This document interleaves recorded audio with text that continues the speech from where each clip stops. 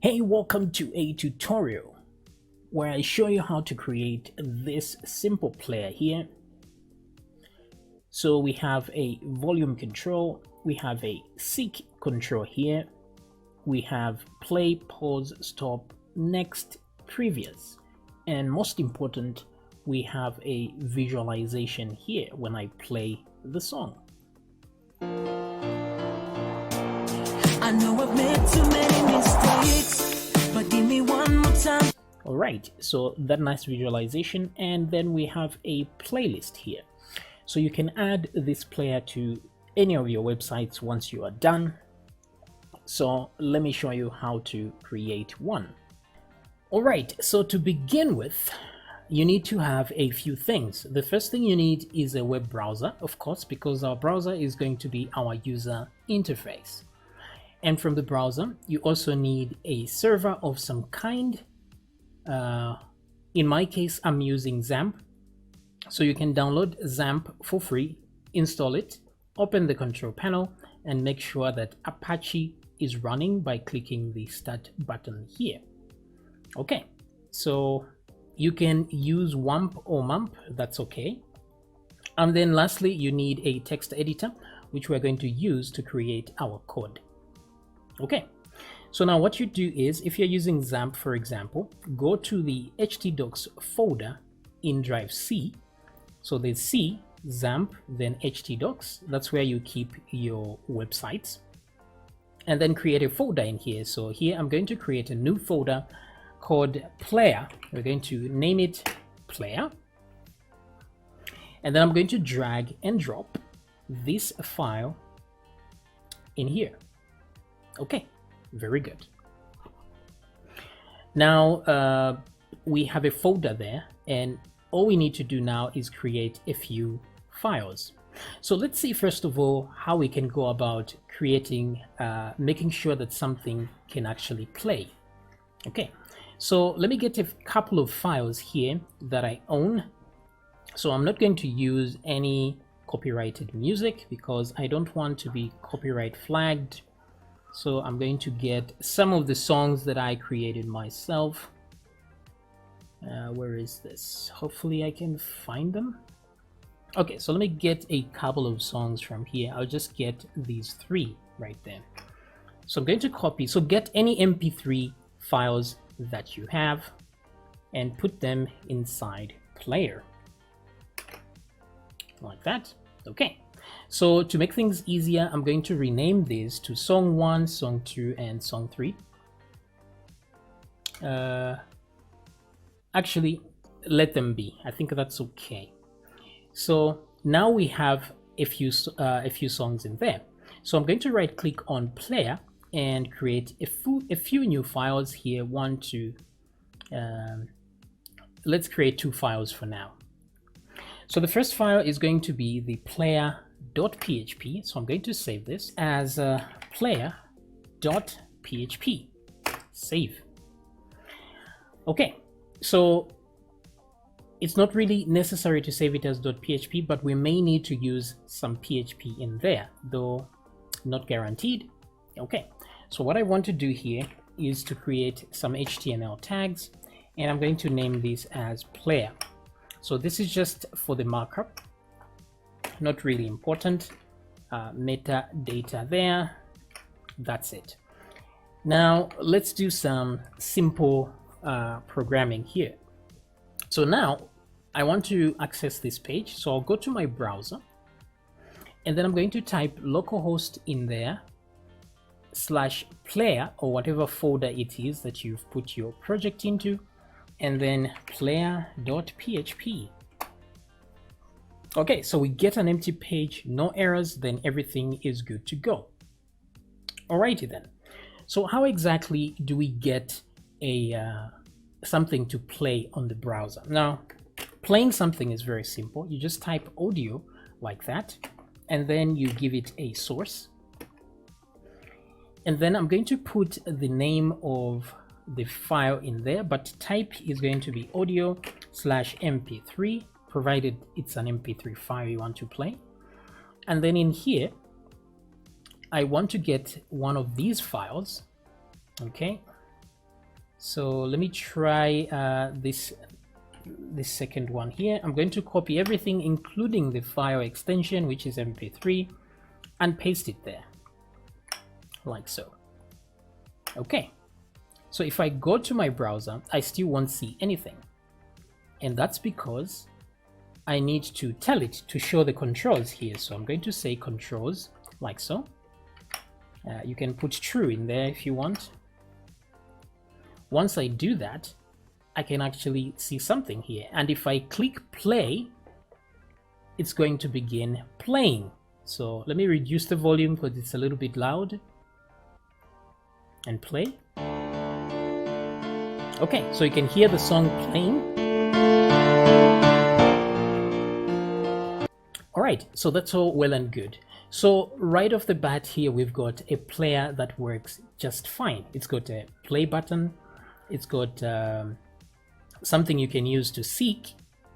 Okay.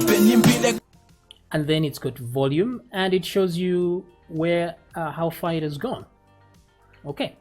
So this is all good, but we want something better. We want a better interface. For example, we want a visualizer and a few other things. So if this is okay for you, then you don't need to go any further.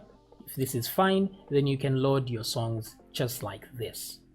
Okay, but I want us to make an advanced player, so let's continue, shall we? So instead of having to do this, I want to control this using JavaScript. I don't want to use this particular interface. So what I will do is remove the controls here, and instead I'll give it a class name so that I can access it using JavaScript. So I'm going to say JS. This is just a class name. It can be anything you want. I'm just putting JS to remind me that I'm using that class name to grab it from JavaScript. So I'm going to say JS audio source, like that. Okay, so because that's my audio source right there. So let me create a script for JavaScript here. Now we're going to create a separate JavaScript file later, but for now we're going to use inline. We'll type things right here, and then we can do the separation later on, so we can avoid moving from one file to another. So what I want to do now is to grab my audio source from there. So I'm just going to put it here and say var audio source, like that, is equal to document dot query selector. That's how we select stuff.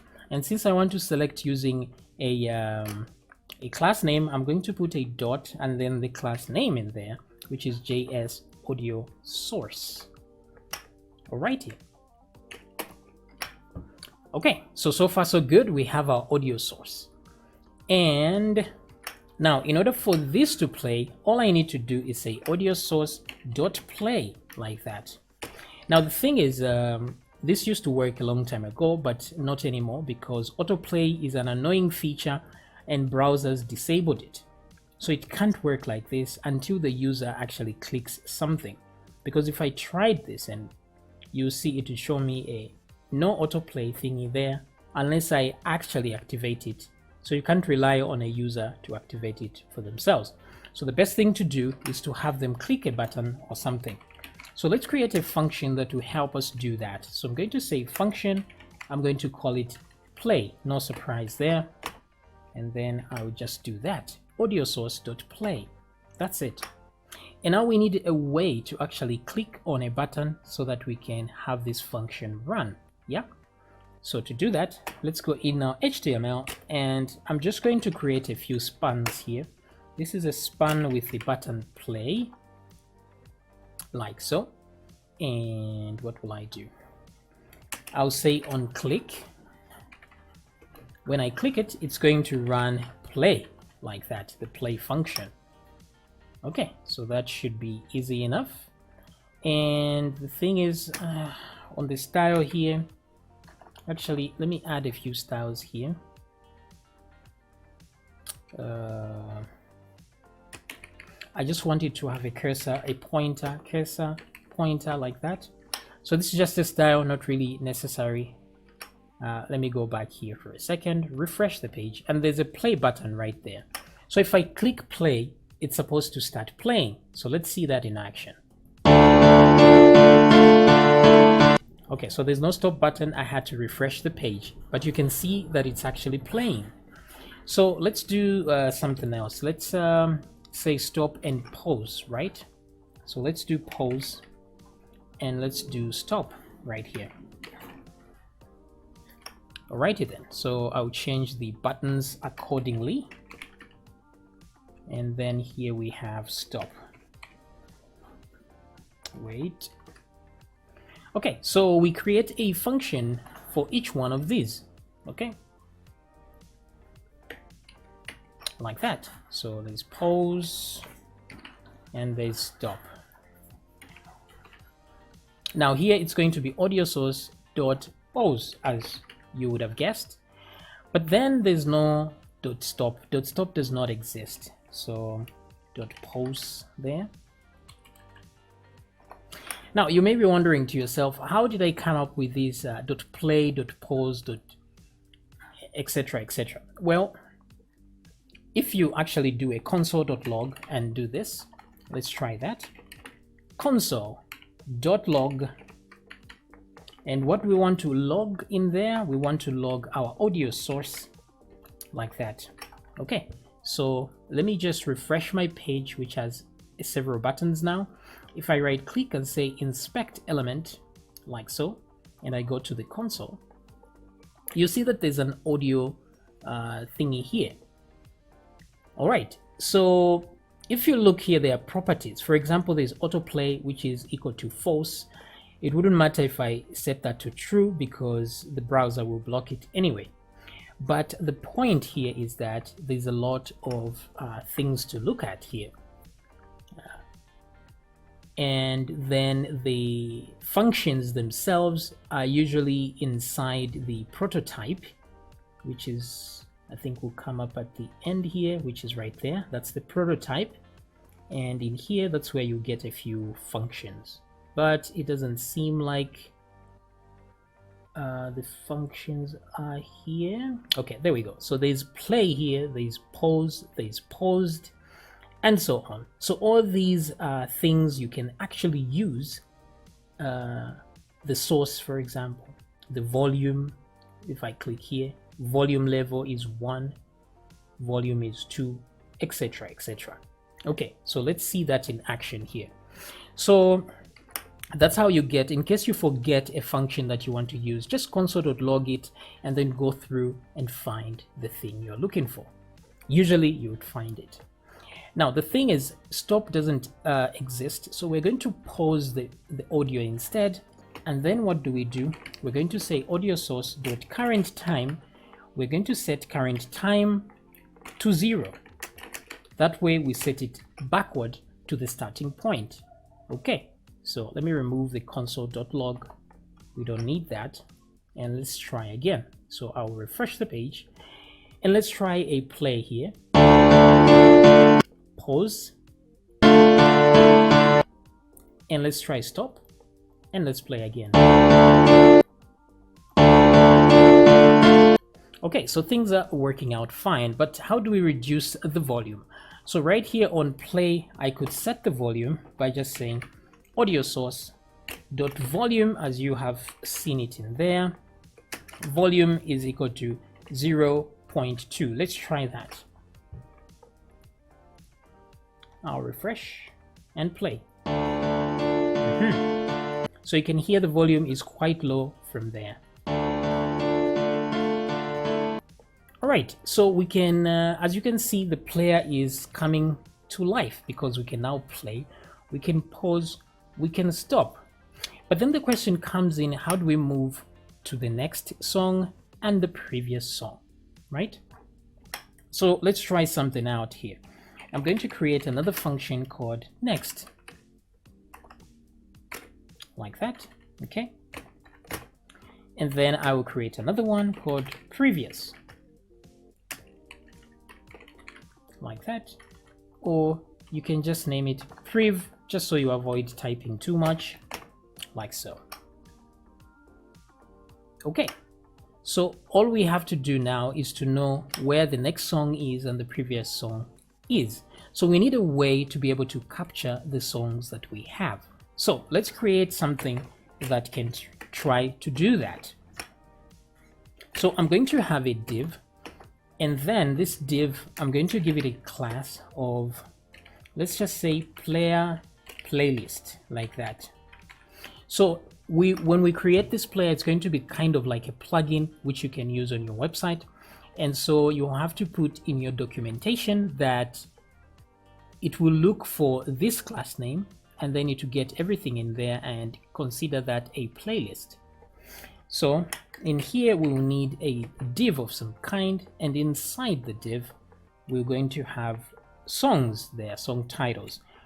So for now, maybe I have this song title right there. I'll copy that. That will be song number 1. But also I need to put in a path to this song. Okay, so path is equal to, and I will paste that there because that's the path attribute to the actual song. Now the thing is, I want to put the songs in a folder so you can see how to deal with folders as well. So let's imagine this is inside an uploads folder. So the path is going to be like uploads, like that. So I'll put that there, but the title will remain the same here. We don't need to put the full path. So let's go here on player and create a new folder, and I'm going to call this folder uploads. Oops, that was the wrong thing to do. Right click. Okay, I said find in folder, new folder. That's what I wanted. Uploads. There we go. And then I will now move everything into there. I'll move, my page isn't refreshing for some reason. Okay, let me move all these into uploads like so. Okay, so pretty good. Let me come back to my browser, refresh. Okay, so now I have a playlist here. Wait a minute, wait a minute.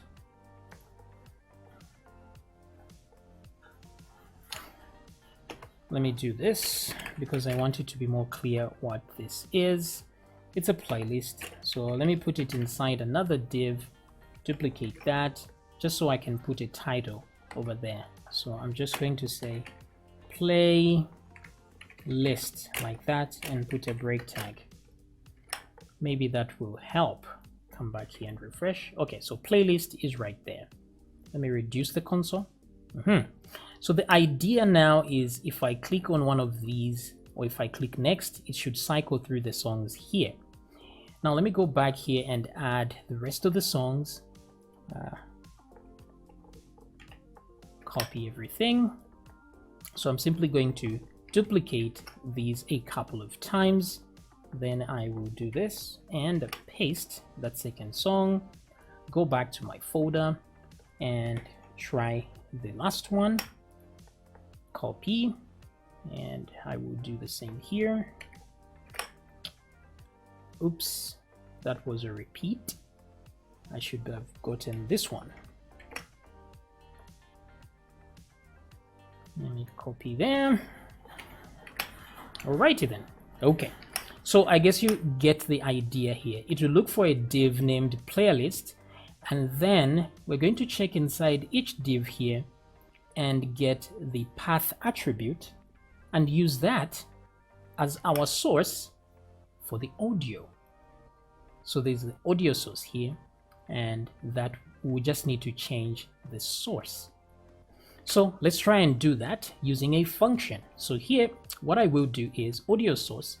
I'm just going to say, when I click next there, next is going to have the path in there.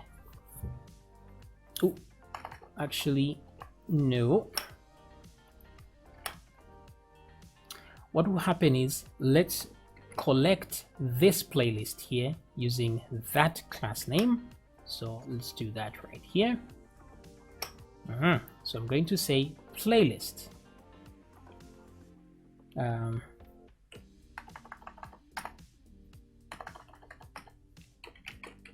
Okay, var playlist is equal to that here. Okay, and then we'll go through these and get an attribute for each. And then I'm going to have another variable called current song. just so I can keep track of what song is playing right now. So we always start with song number 0 and we move on. So current song is right there. So now all I need to do when I'm given to play is that I will set. So let me initialize. Let's create another function to do the initialization. So I'm going to call this function init, like that, short for initialization. And so when I click init, I have to supply the, okay, I'll know the current song right now, so that's not really a big issue. So here what will happen is I'm going to say audio source dot source should be equal to the playlist. Okay, now keep in mind that the playlist is this div, so I want the children of that div, which are here right now. Okay, so source is equal to playlist dot children. Okay, now which children number is that, which comes to current song?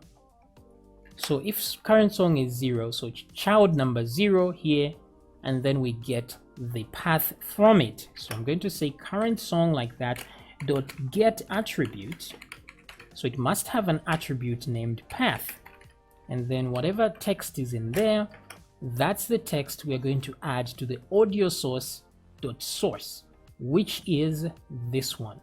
So essentially what I'm doing here is I'm just telling it to grab the path from here and shove it in there. So once I change the path to the song, then this audio thing will play a different song, right? Okay, so that's how we initialize things there. So once we do the initialization, then we can play. Okay, so I want the init to happen right here. So keep in mind, this is a function. It doesn't run if we don't actually call it. So we are calling it here, and this is the function. Okay, so let's see if things are still working out just fine. So let me refresh and hit play. Okay, so things are still working fine. Now let me change my font to something more pleasing to the eye. So say body style. In fact, let me not use the body. Let me just create a, what do I do here? Style tag. The reason I want to do this is because I'll make this portable eventually. So let me just say body, font family, Tahoma, font size 13 pixels should be the default. I think that should do just fine. Refresh. Okay, I don't know if it's better or not, but that's what we have. Okay, so play, pause, stop are working, but next and previous are not working. So let's put those two there. So I'm going to call this one next and this one previous, like so. So same thing here. I will say, actually I should swap these two, previous and next there. Prev,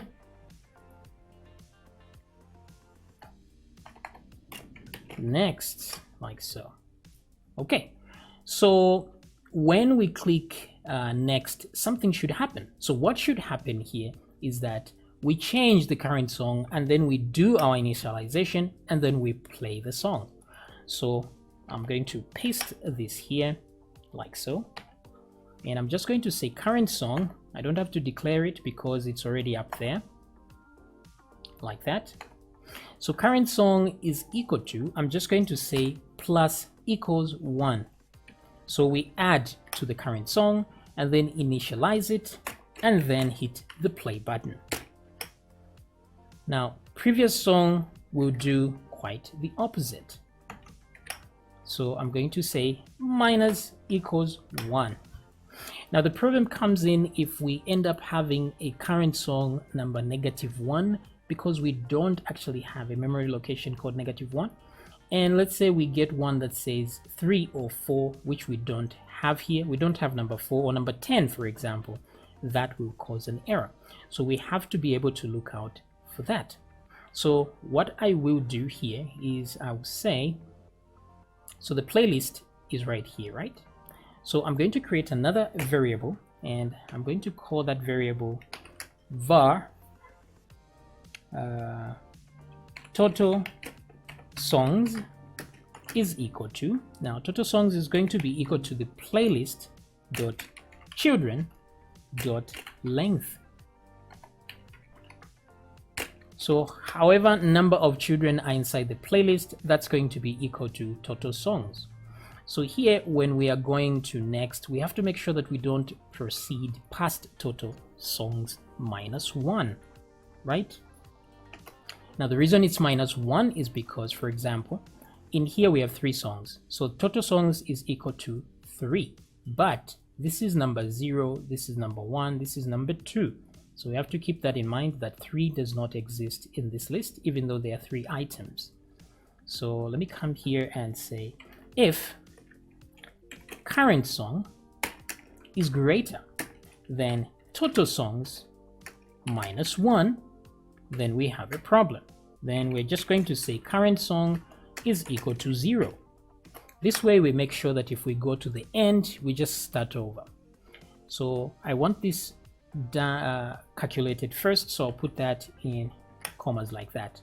Now since I only have one line in this if statement, I don't need the brackets, but for clarity you can add them there, no problem. So that's all we need for that. Then let's go to the previous and do something similar. So for previous here, we're going to ask a question: if current song is less than 0, right? So if it's less than 0, then we have a problem, because we can't have a -1 thing going on there, right? So if it's less than 0, then it's gone to -1. So instead, we're going to say current song is equal to total songs -1, which is the maximum song. So if we go to the previous, go to the last. If we are at the last, go to the first one. So that way we keep looping. Okay, so I think this is how we can control something that resembles a player. So I'm going to refresh. And then I will play this song, and then I'll try and hit the previous and next buttons and see what happens. So play. Next. Okay, next. Alright, so it's working. Let's go past the number of songs. So it has started again.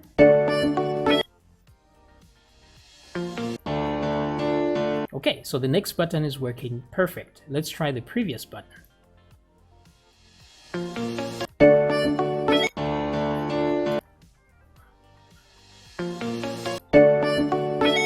Okay, so all the buttons are working just fine. Now what we want is to be able to click on a song itself and begin to play that song. All right, so what do we do here? Let's add an on-click listener.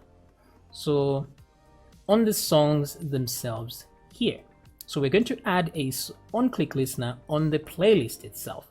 So this one is going to have an on-click. But because we want the user to be able to create this themselves, we can't trust the user to add the on-click listener as well. They may forget.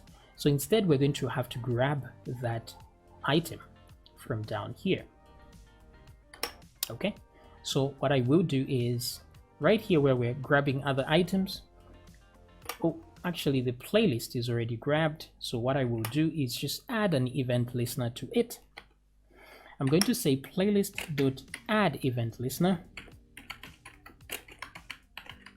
And then what are we listening for? We're listening for a click. Yeah. And then what happens when we find that click? Well, when that click happens, we want to play that particular song. So I'm going to create a function here like that. Okay. And then semicolon. Now I want to do this last at this point here, after the initialization probably. That's okay. We add an event listener there. Let's add some space. Okay, so when something is clicked, we want to play that clicked song. So I want a function to tell me what, let me come down here and create that function. Actually, I can put the function anywhere. Let me put it right here. I'm going to say function. That function is going to be called song.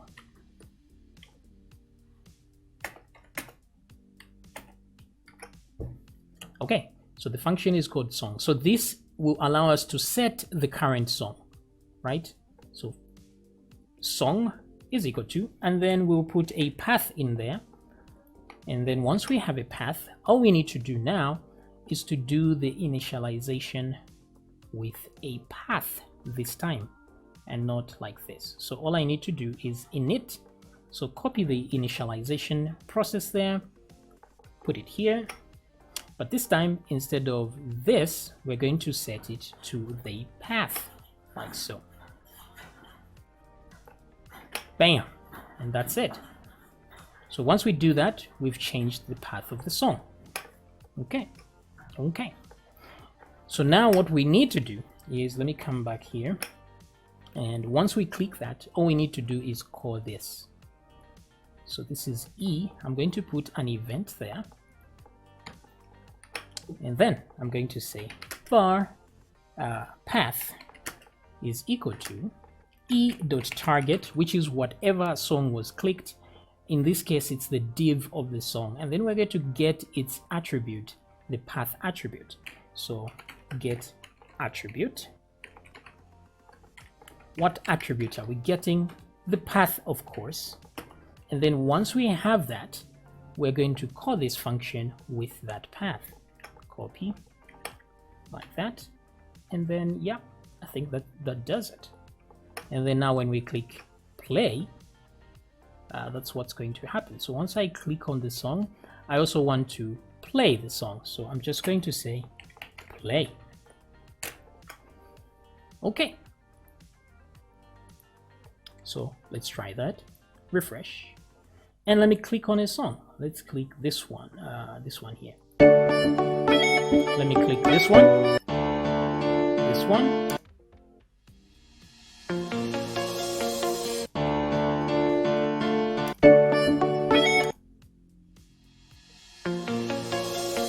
Okay, so things are working out just like magic.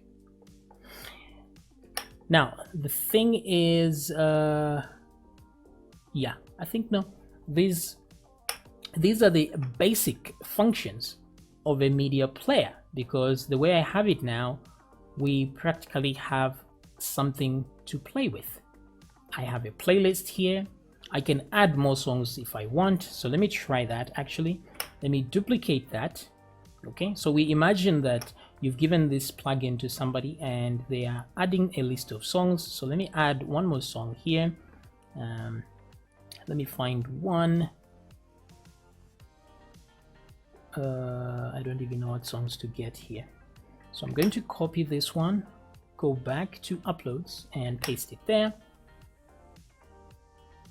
And then I will copy its path and paste it here. So obviously here you can use your either PHP to set this up in a loop so that you add all your songs. Let's say you have a folder with these songs, or the list is in the database. You can just have it add them there. For as long as the main or parent div has this class, the player is going to find it. So let's refresh now. We have a new song and let's see if it will play.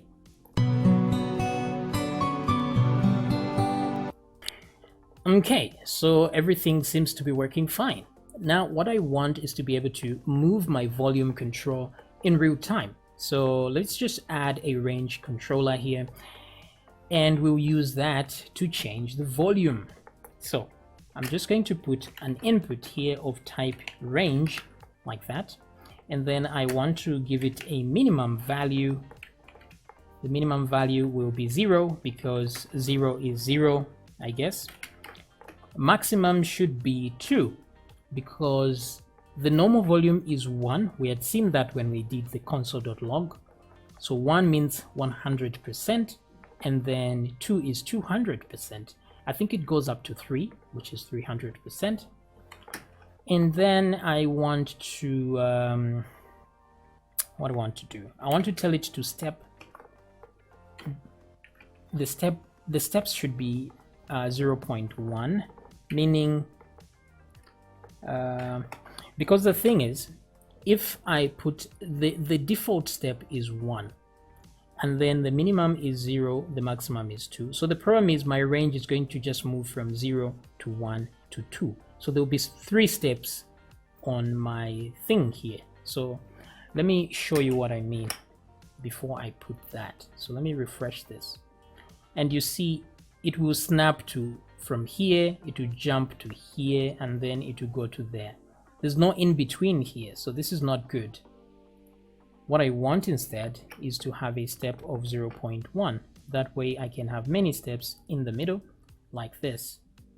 Okay, much better. So now I want the default value to be 1, I guess. So what I would do is I'll give this one a class so I can access it as well. So, but instead of adding an event listener down here, what I will do is, let's do this. I'm going to say JS volume, maybe volume control, something like this. And then on input, so I'm adding an on-click listener here. I'm saying on input, call the volume function. Okay, I'm going to put event in there just in case I need to use that event. So there's JS volume control there. So I want to grab it while we are still here. So I will do this, move it a step up, and then I will say volume control. And then I'm going to grab the volume control here. Okay, so now I have access to that volume control. And what I want to set it to is I'm going to say volume control dot value is equal to the thing is, if I go down here, there's audio source dot volume was set to 0.2. Now, instead of having to set all these numbers everywhere, what I want to do is to create a default value. So I'm going to say var default volume should be equal to, I don't know, maybe 1 or 0.5. So I'll say 0.5. I think that's reasonable.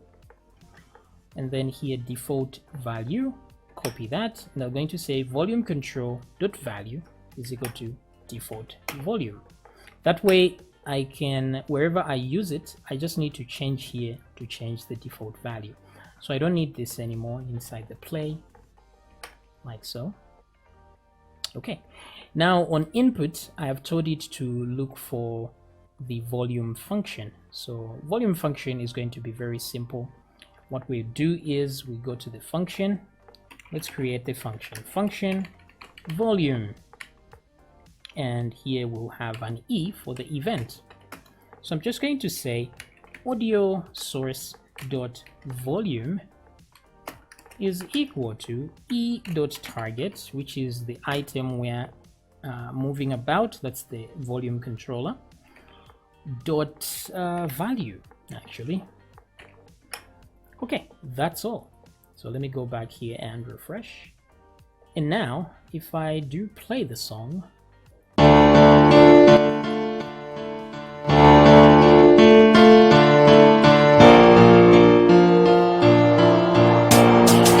so it seems here the amount is greater than the amount allowed. So which means volume control doesn't actually go to 2.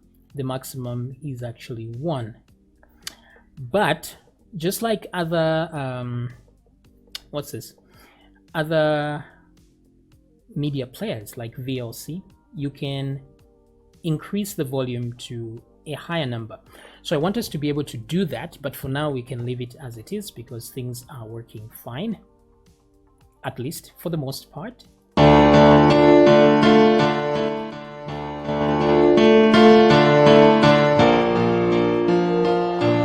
Okay, so it seems the problems come in once we bypass number 1, but that's okay. All right, so now what we want is to create another thing that moves the current time. Okay, so that is the volume control, but then let's create one where we can see the position of the song. So I'm going to duplicate this one, and I'm going to call this one seek. So this one is the seek control. Yeah, so type range, and then it's going to go to a seek function like that.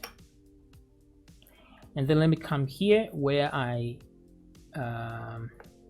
duplicate the one where I grab the volume control, and then change this to seek. Okay. So instead here I'll say seek control dot value is equal to 0, because always the song starts at 0 anyway. So we set that to 0. So let me come back here and refresh. So we have a new one that starts from there and goes up to there. But then this one, the range is going to be from 0 to 100, because I want to use percentages on it. And instead of 0.1, that's a bit too low. Let's try 0.5. I think that would be more reasonable, like that. Okay. So now how do we get the seek to actually do something? Well, what I can do is create a seek function down here. So function seek. Okay. So what do we do here? We do the seek control dot value is going to be equal to the audio source dot current time. Yes, current time. Now the issue is the current time is not in percentages. It's in seconds or something like that, but this one is in percentages. The seek value is in percentage from 0 to 100. So I have to convert this into a percent. So how do I do that? I'm going to do current time divided by audio source dot duration, the entire duration, and then multiply the whole thing by 100. But I will put this in brackets so that it's evaluated first. Very nice. Now the thing is, we need something to actually activate the seek. Otherwise, it's not going to run. Even if I run it here, it's going to run only once and then it will stop. So I need a timer that's constantly checking how far has the song gone and then move the seeker. So in order to do that, we need to create an interval, a time interval. So let me do this. Now I want to create a variable called interval is equal to. Now to set something to repeat many times, you say set interval like that. And then in here you put two things. First thing is the function that will run when the interval happens. So that's seek, that's the name of the function. And then how fast do you want the interval? So I want it 20 milliseconds, which is very fast, but for you to have a smooth thing, you need it to be fast. So you can put 50, 60, that's entirely up to you. Now the reason I put that interval to a value like that is because I want when I stop, I can stop this interval. Now, as you can see here, I haven't put var interval is equal to because I want to declare it at the top here. Why am I even declaring it in here anyway? Let me remove that. I have to start the interval when I click the play button. So right after playing, let's activate the interval, shall we? So that it starts counting. Because if I don't activate it in here, I just put it over here, it will be working even when the player isn't running, which is not efficient. So interval is equal to set interval like that. And now pause, when the pause is set, I don't need the interval to run, so I can say clear interval. And then I'll need this handle and put it here, like so. Same thing when I stop the music. I don't want the interval running anyway. So now I have to declare this interval outside this function. That way it's the same interval I'm referring to in these other functions. So I have to declare it at the very top here. So I'll say var interval. I won't set it to anything. I'll just put it there. Okay. So I think that does it. Let's see it in action.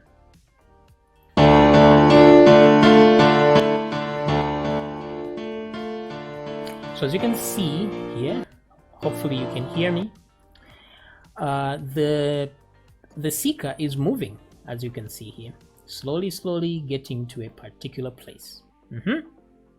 Very nice.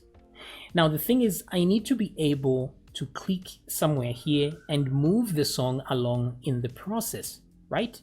So let me stop that. So this is where the actual seek function should work, to seek. However, we still need this to be, so I'm just going to say function update seek or seeker or something like that, right? That's where I'll put this stuff. So come here and paste update the seeker.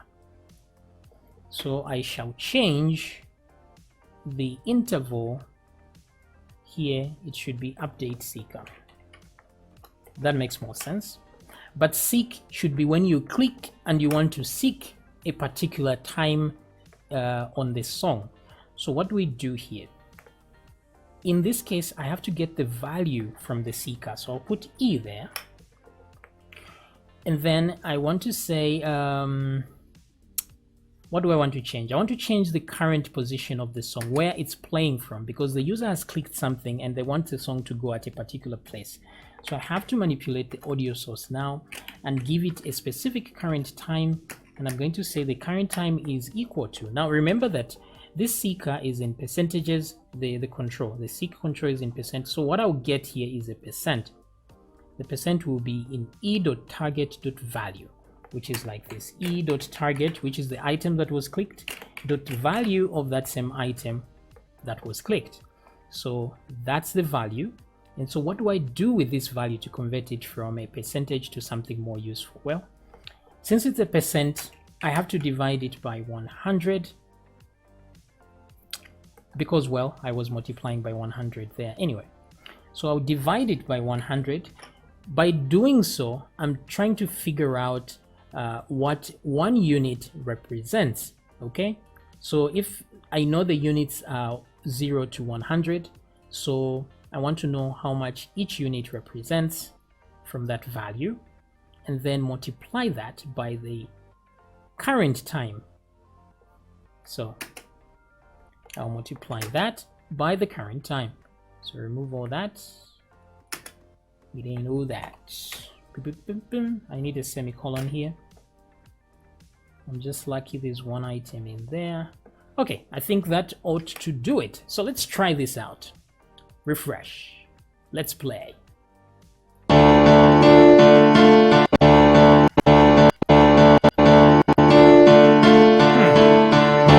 So things are not working out. Are we getting any errors in the console?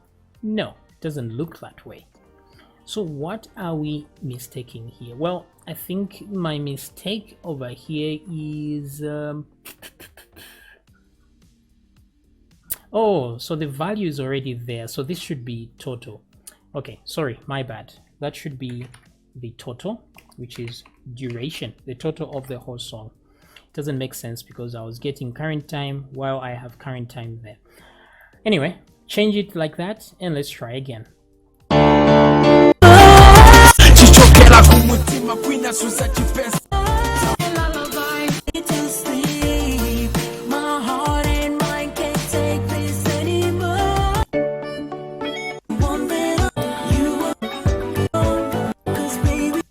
Okay, so I think things are working as intended, as nature intended. Okay. So this is all looking good, right? and everything is working fine. But obviously we need to convert this into something that looks like a player and not just something like this. But there's one more thing we need to do before we can create an actual player. Now there's a mute button as well. Now to mute, you just send the volume to 0, and that's mute. But then the other remaining thing is a visualizer, because I like to see a visual spectrum of my music while I'm playing. So we can easily add that because of the Audio Web API. So how can we do that, you may ask? Well, fear not. If you do Google the Web Audio API, it's a very powerful thing. We are not actually using the full power of the Audio API here. We're just using the basic functions that are there, but you can do so much more. So for example, if you browse using Web Audio API, you get most of the information. You can create a music player or a music creator, something to generate actual music. For example, look at all these interfaces here. We have an audio buffer, we have a analyzer node. This is what we're going to be using actually. And we have a delay node, convolver. So convolver is like reverb, or sorry, I'm using a technical music language. It's like a delay, like an echo. I think that's more like it. So convolver and delay add something like an echo to your voice or something like that. So you can do quite a lot of things in here. You can make a audio, you can record music in here with a microphone, and you can create a full-blown application that actually edits music using this Web Audio API. It's very powerful, but we're going to use it just to get the audio spectrum so that we can see something visual. So we're going to use this analyzer node here. So let me explain a little bit of how things work with the Audio API. Okay, before I explain anything, let me explain how to create an Audio API. So what I'm trying to do here is to expand the functionality of the audio tag. So far what we've done up to this point is just manipulate this audio tag using JavaScript. That's all we've been doing. We've been getting the properties from this audio tag and manipulating it. But I want to invoke the API that is more powerful than this audio tag. And we're just going to shove this audio tag into that API. And then we can look at the visual spectrum of the song. So how do we go about doing that? So let's create an audio context first. So I'm going to say var audio. I'm just going to call it Audio API so you can know the difference between Audio API when I'm talking about the API and the audio source, which is the audio tag. So I'm going to say Audio API is equal to window.audio context, like that. Okay, now on some older browsers you may have to do something else. Oh, don't forget the new keyword there. On some older browsers you may have to do 2 of these in case that brings up a no, because some browsers can't recognize what that is. You can use WebKit. So I can say WebKit like that. So I'm just putting it this way just to make sure that either way we get what we want. So this is now the API.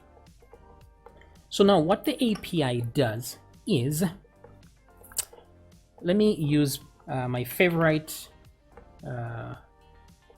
Paint software here to try and explain a few things. Okay, so what happens is this. So we have an audio context. This is Audio API. So the audio context is like, let's say, a container, right? Like so. And inside it, you need to create tracks. Okay, so I'll create a track here. Let's imagine this is a track. Or you can imagine the track as it's like an audio file or something, if you please. So this is the source of the audio. That track is a source. Now you can have this source here and actually click play and the source will start playing, but you won't hear anything. And that's because you need to actually connect it to something. You need to plug it into something in order to hear the sound. And what thing plays sound? It's a speaker. So you have to connect it to a destination speaker in order for it to work. So you plug it into a speaker like this, and this is the output. Okay, so this is your speaker over here making all that noise. So what exactly is so great about doing this? You might say, why didn't they connect it from the beginning? Because we want to play sound. Well, sometimes you may want to use the audio visualizer like what we are doing now. You don't need the sound to actually go to a speaker or something like that. All you need is the visual content of it. So in that case, you may not need to connect to a speaker. So you connect to a visual node instead. But where the power comes in here is, if you notice there's a gain node, there's a convolver, there's a delay node, and so on and so forth. You can add all of those in a chain here. So for example, if I add a gain node here, what gain does is it increases or decreases the volume. So if I have a gain node here, it means from the source, I can manipulate the sound here before it gets to the speaker. So here I can increase the sound or decrease the sound, and that will affect what is heard in the speakers, right? And then if I have a delay node or a convolver, I can add it here, right? That delay. I don't know how to write delay here. So if we have a delay here, then the sound that comes out here will have an echo, because the source goes through a gain and then it goes through a delay. Now you can swap these. They don't have to be in a specific order. So for example, if right here when I am the gain is at the beginning, right? What will happen is the sound will be increased or decreased before it gets to the delay. You can have it put a delay first and then increase the sound later. That's entirely up to you. Whatever you add in between or forward and back is entirely up to you, but it will, whatever you change on this side of the fence will affect what's this side of the fence. But what you change here does not affect things in the other order. So that's the thing you have to know. Whatever you put first here. So if, for example, I end up putting an analyzer here, which will display our visual wave there. So it means if I increase the gain, even the wave here will increase. If I reduce the volume, the wave will reduce. If I put this at 0, then there will be no wave here. But if I put this thing here in the beginning before the gain, then whatever I do with the gain will not affect the visual spectrum. Okay, so hopefully that wasn't too technical or anything like that, but let's see it in action, shall we? So I'll close this a little bit and we can begin our coding. Okay, so let's do our thing here. So what I want is to create two nodes. I don't want to use the volume control here to control the volume. What I want to use is the gain, because gain can increase the volume even beyond 100%. It can go to 300%. So I think that's an advantage. So what I will do is create a few things. I'm going to create a gain node like that is equal to audio API dot create gain, like so. That's how you do it. How did I know? I read the documentation. So go and read the documentation if you want more detail. Everything is there. So here I need the second thing is analyzer node. So we're going to use the analyzer to create a visual display of the music. So analyzer, like so. So create analyzer, analyzer node. So this can be anything. This is just a variable. I can set it to A or anything like that. No big deal. So I'm just doing this so you can actually know what's going on. And then what I do now is I want to get my audio source, which is right here. I declared it there.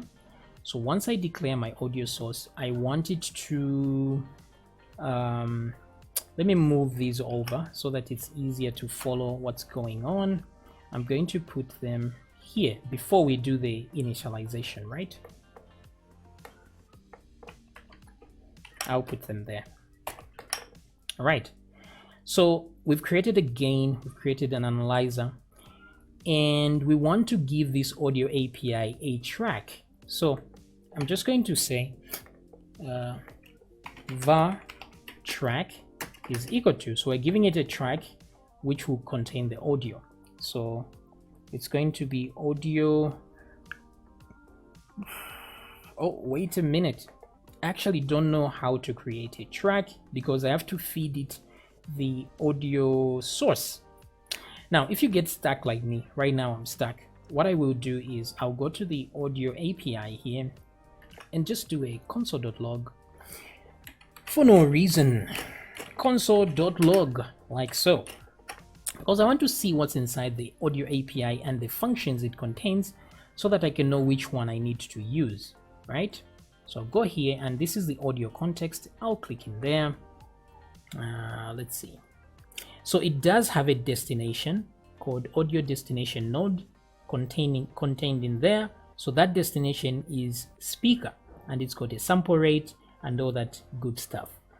But what I'm looking for is inside the prototype here where the functions reside, and I'm looking for one function here that suits what I need. So there's one here that says create media stream destination. That doesn't sound like it. Create media stream source. No, I don't want to stream anything. I want to create from an element. So this is the function right here. Create media element source. Very good. So I will copy this one. Dude, I just want to copy, not copy the object, right? I want to copy the text. Ugh. Okay. Copy message. So now I know what to do. So I'm going to say var track is equal to create, yeah, it should be audio API dot create media from source. And what is that source? It's the audio source, which is right here. This audio source is the audio tag in here in the HTML, that one right there. So we're shoving the audio tag into this track. So we're creating a track. So track is just a variable name. It can be that, no worries. Okay, so now that we have that, let's see if things still play as normal. So I'm going to go back here and refresh my page, and then I will click play. So the speaker here is showing me that things are actually playing, and you can see the seek is actually moving. But I hear no sound. And why is that? Well, remember that I told you before, you have to plug the thing into, it's like we have a track that is not connected to anything. So we have to connect it to the output. Okay, so what I will do here is, one second here, I'm going to say track dot connect. So I want to connect it to something.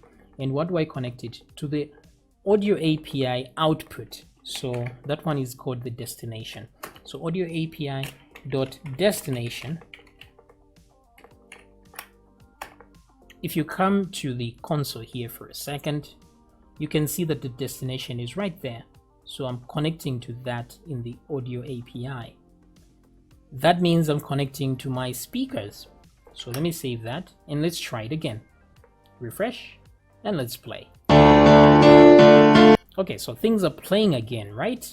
Now this is where we've reached the phase where we have a track here and then we have a destination on the other side. So the cool thing about this is we can now add things in between. We have the track, we've connected it to the other side. So I can connect some other stuff here. For example, I can connect the gain node and the analyzer. So let me do that. I'll just say dot connect gain node, and then I do another dot connect analyzer node. So I can keep connecting stuff there, dot connect to infinity. Okay, but here this is all I need. I have a track that's connected to the gain and then connected to the analyzer. So like I said before, because we've connected things like this, the gain, anything we change here will affect what the analyzer is doing, because I'm going to be increasing and decreasing the signal that's coming into here, and it's also going to affect the speakers. It will go loud or low. So if I don't want the gain to affect the analyzer, I should swap these two, and that will work. So I'm doing it this way because I want you to see it, then we can swap it later. All right, so now that we have this, if I manipulate the gain node, things will happen. If I manipulate the analyzer, things will happen. So let's look at what the gain actually contains. So I'm just going to do another console.log, and that is the gain node this time that I want to analyze. So I will refresh my page like so, and in here I have a gain, right? This is the audio context, but I'm looking at the gain. So the gain has a few items in here that are interesting. For example, it's got 2 channels. It's got let's see, what am I looking? I'm looking at the gain here because that's where the values are. Inside the gain we have the minimum value is actually -3 and the maximum is 3. The default value is 1 and the value currently is 1. So if I manipulate this value, then I'm going to change the gain, because this is the gain right here. So to get to this value, I have to go through gain node dot gain dot value. Okay, so I'm going to come here for the volume control, right? Let's go down to where we change the volume, and this is the volume right here. So instead of saying audio source dot volume, I'm going to use the gain node. I'm going to say gain node dot gain dot value is equal to whatever the value there is. That way we don't get errors, because the gain can go to 300%. That's better than what we had. So refresh there, and then let's play.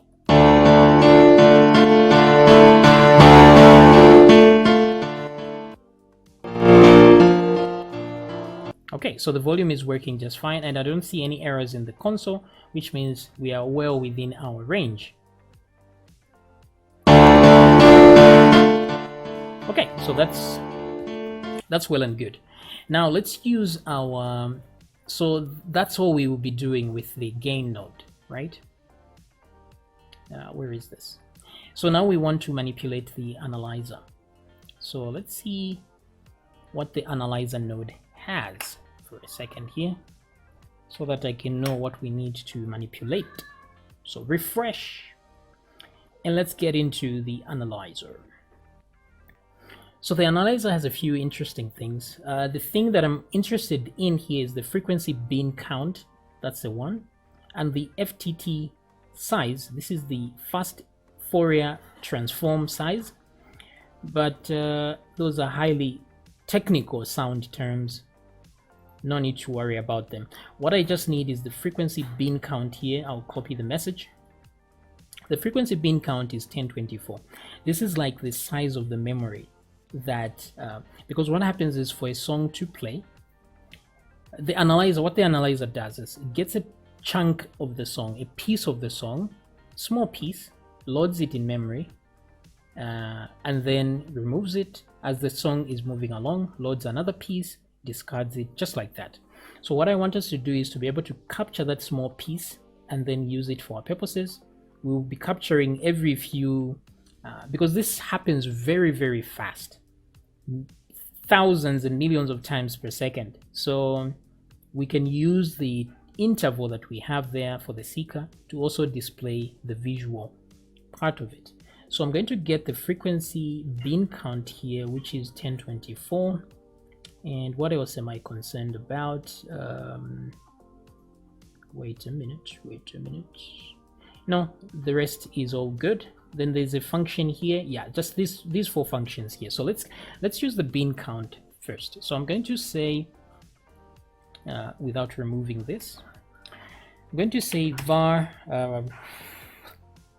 bit length. We're going to call it the bit length because that's the size of the memory, is equal to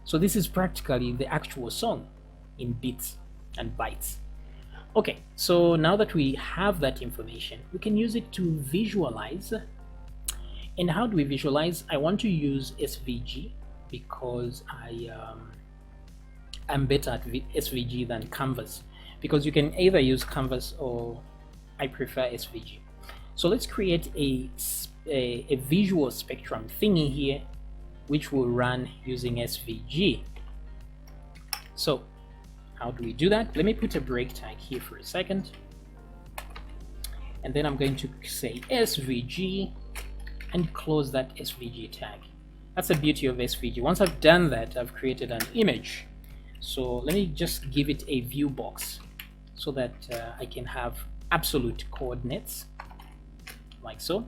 So I'll say 0, 0, 1024, 200, maybe 300. So this is the resolution of my photo, 1024 by 300. 1024 is because the buffer size is 1024, so that's why I chose that number. But then I'll add a style and reduce that resolution. So this is the resolution of the actual image, but then we can scale it down. Let's say width to, I don't know, 300 pixels or something. Okay, very nice. Now I want to put a box there that will a rectangle that will just cover the whole thing, and unfortunately I actually don't remember how to do that. So if you are like me and you find yourself not remembering how to do this, so just search for SVG W3 schools, and they do have some nice W3 schools. Yes, they have some nice tutorials. So just get the first result there. Let's see what's happening here. Okay, so there's a tutorial here and how to create a rectangle right over here. I'm so lazy, I don't want to start remembering how to do this. So okay, it's rect, width, height, and the styles. Okay, so pretty basic stuff. So I'm just going to put a rectangle in there. It's just that I want to fill it with a very specific color, which is hash 414141, a gray, my favorite gray. And then it's going to be the stroke. I don't want it to have a stroke, otherwise it will be dead, right? Who wants a stroke? I mean, anyway, so I'll remove all that, and then okay, so let's see what we have. Once I do that, refresh, and there we go. We have something that resembles a screen, but this 300 pixels is a bit lame. So let's try 400 pixels. Let's see that. Much better. I'm just going to zoom it in like so. Why do we have that gap anyway? It's real interesting, isn't it? Okay, so height is 300. Oh, no wonder the height here. This is why things are weird. So 3. I need this to be exactly the dimensions of the SVG itself. So I'll do that. That's why I thought it's not working. There we go. Looking great, isn't it? So we have a screen now to manipulate, and I want to manipulate a polyline. So there's something called a polyline here. Now if you want to find out more about how a polyline works, you can click polyline here and it will show you. It's just a line with corners like this, as many as you want. You define those by creating coordinates 20 by 20, 40 by 25, 60 by 40, and so on. So no big deal, but let me copy that. Lazy to type. So I'm going to put a polyline over here like so. Wait a minute. And then I want to fill it with white. No filling whatsoever. I just want, what do I want? I want a stroke that's black. No, I want it white. And the stroke width, let me reduce it to 2. These guys are obsessed with strokes. Okay, so let's refresh. And there we go. So we have that line which came from here. Kind of similar, yes? But we want our line to be dancing and shaking to the music. So this is why I want to manipulate it using I'll use this system right here. So I'll get its points. So what I will do is create a class. That way I can access it from JavaScript. So I'll say class, I'll say JS. I don't know what I'll call it. Visual line or something. That's entirely up to you. So copy that and let's come here where we are grabbing everything. And I'm just going to duplicate one of these and grab it. So put its ID there and I'll say, what do I call it? V-line or something. I don't know. Visual line. So now inside here where we have the seeker, I have this data array. Now instead of just doing the console.log to the array, let's loop through the array and make the data more useful. Yeah, so that will go to data array.length, or instead I can just use the bit length because I already know it's as long as the bit length here, and then this will be data array. Very nice. So now I'm getting each item one by one, each number one by one. So what I would do here instead is I'm going to say var points is equal to an empty string, like so. And then if I come to here, I will concatenate and add 2 points. I'm going to say points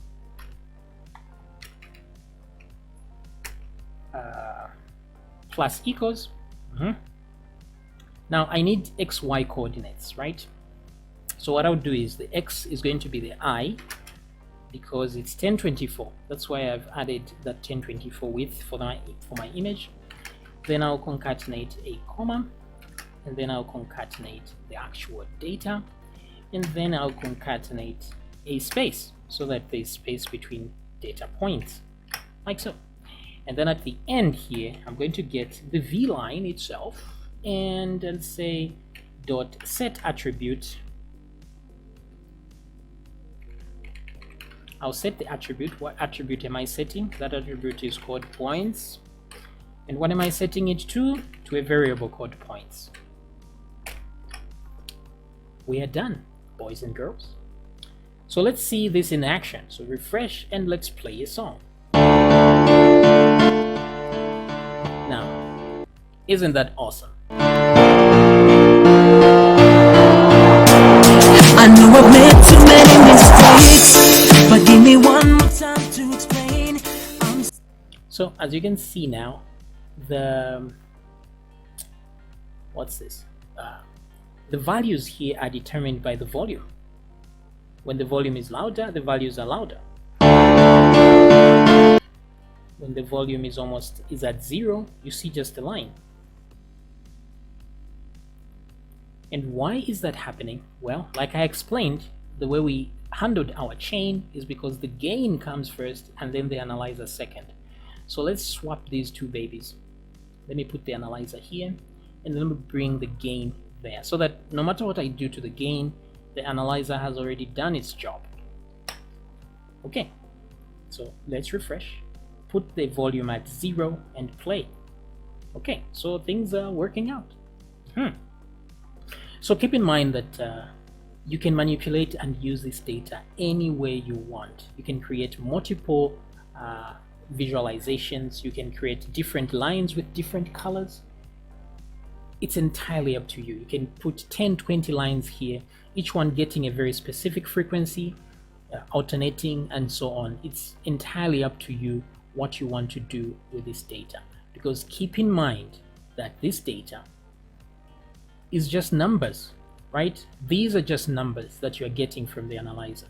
So you can multiply them, you can add them, you can do all kinds of things. Now here, what I want to do for a second is, let's go to this looping thing there. So instead of getting the byte time domain data, let's try and get the frequency data, shall we? So I'll change that middle part to frequency, and let's see what we get.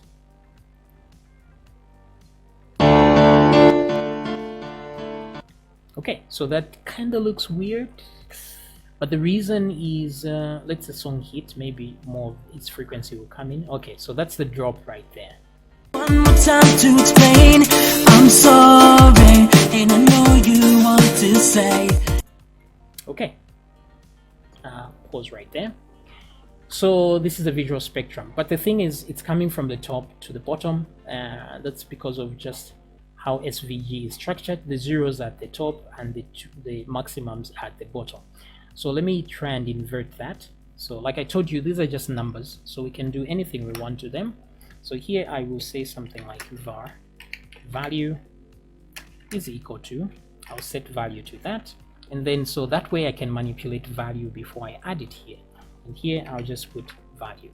So what I want to do is change the value. I'm just going to say value is equal to data array. I'll put 300 here minus data array. 300 is the maximum on the SVG height. That's what I added here. That's why I'm using 300. If you look here, that's 300. That's the reason why. So what I'm simply doing there is inverting this line so that this becomes the top, that becomes the bottom. So let's see that in action. Okay, so as you can see, the line has been inverted. It's the opposite direction now, which is pretty good. Let the drop hit. Okay, so you can see it there. But now you can do all kinds of manipulations here. Now keep in mind, this is a polyline and it's got a fill color as well. So if you want to fill the color at the bottom, you can do that. So if I go to the SVG here, polyline, and the fill here, let me say I want to fill this with a slight white there, a slight gray. Let's try again, play. Okay, so that's what you see now, something different. But the reason you see this weird line here is because the coordinates are not set.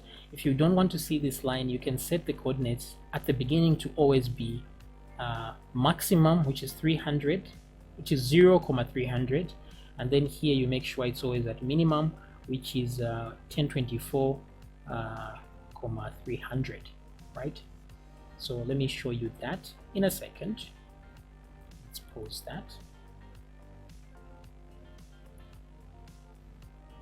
So let's come down here to do that, in case this is what you want. Wait. So right here on the value, the beginning, where is this?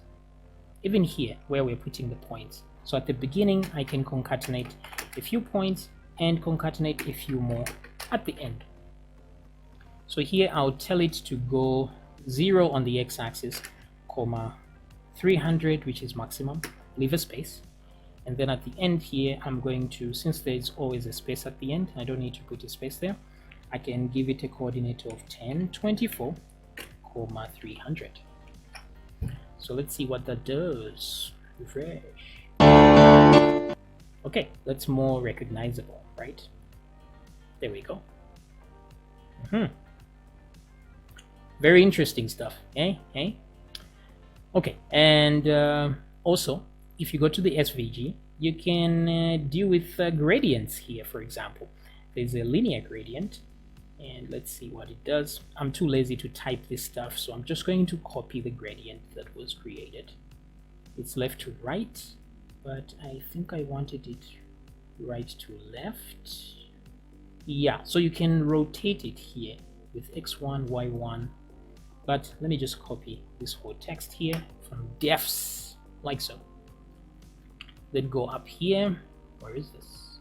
In the SVG Visualizer. At the very top here, paste your definitions, like so. This one is called grad1, so that's the name of the gradient. But I want one more gradient level here. It's from 0 to 100%, but I want one at 50%. So this one I want to change to white. So I'm just going to say white, and here I'm going to say orange, and this one will be red, like that. And I will change my fill color on this visualizer to URL grad 1. Okay, let's see what that does.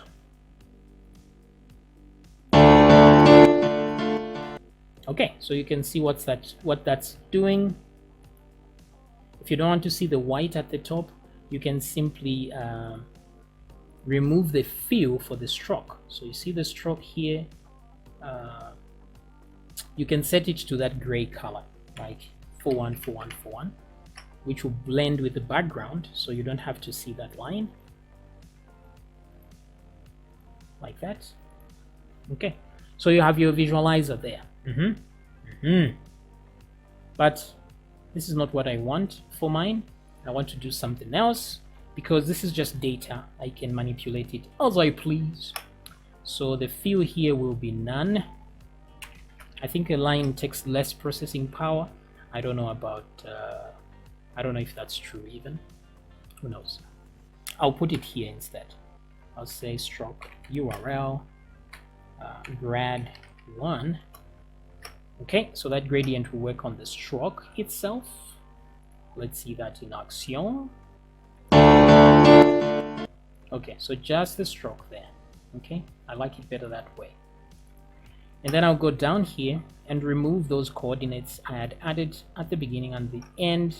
So out of my way and out of my way. And then now I just want to manipulate this data here. I want to put a modulo function here. I'm going to say, put 2 brackets. I'm going to say I modulus, I don't know, 10 maybe. So every 10 points, every time I goes through 10, and any number divisible by 10, I want it to set the value to 300. That way it drops down. So I'm just going to say value is equal to 300 at any of those points. Let me see if I don't put the exclamation mark there so that you see what's going on. I'll play, refresh. So that's what you get for what I have done. So maybe you like this thing much better. Yeah, that's entirely up to you. Looks kind of cool actually.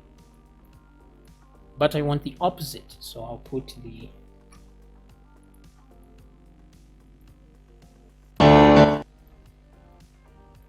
okay, so I still have those peaks and I still have those lines, and everybody's happy, right? There's my visualizer right there. Okay, so far we've made the visualizer, we've made all the controls work, we can move things around. So the only thing that remains here really is the CSS to make this look like an actual player. So if I click here, I get another song.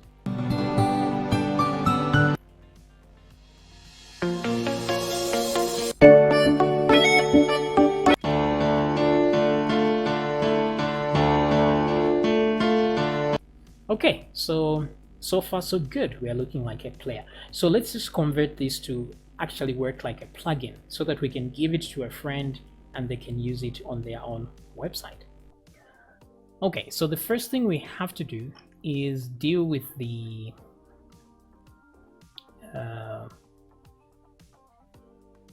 let's remove these HTML. So from the body here, anything other than that, remove. Body and HTML, remove. So we'll remain with the script.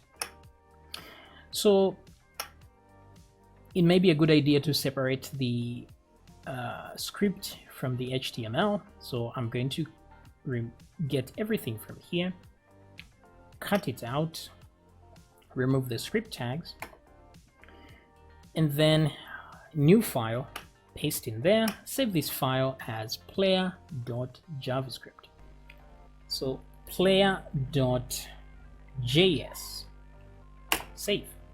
Okay, so now we have to include our JavaScript in the player.php. So I'm just going to say script, and then here I'll say player.js,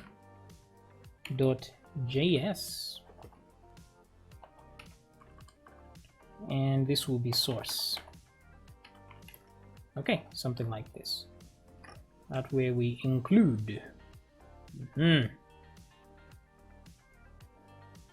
right.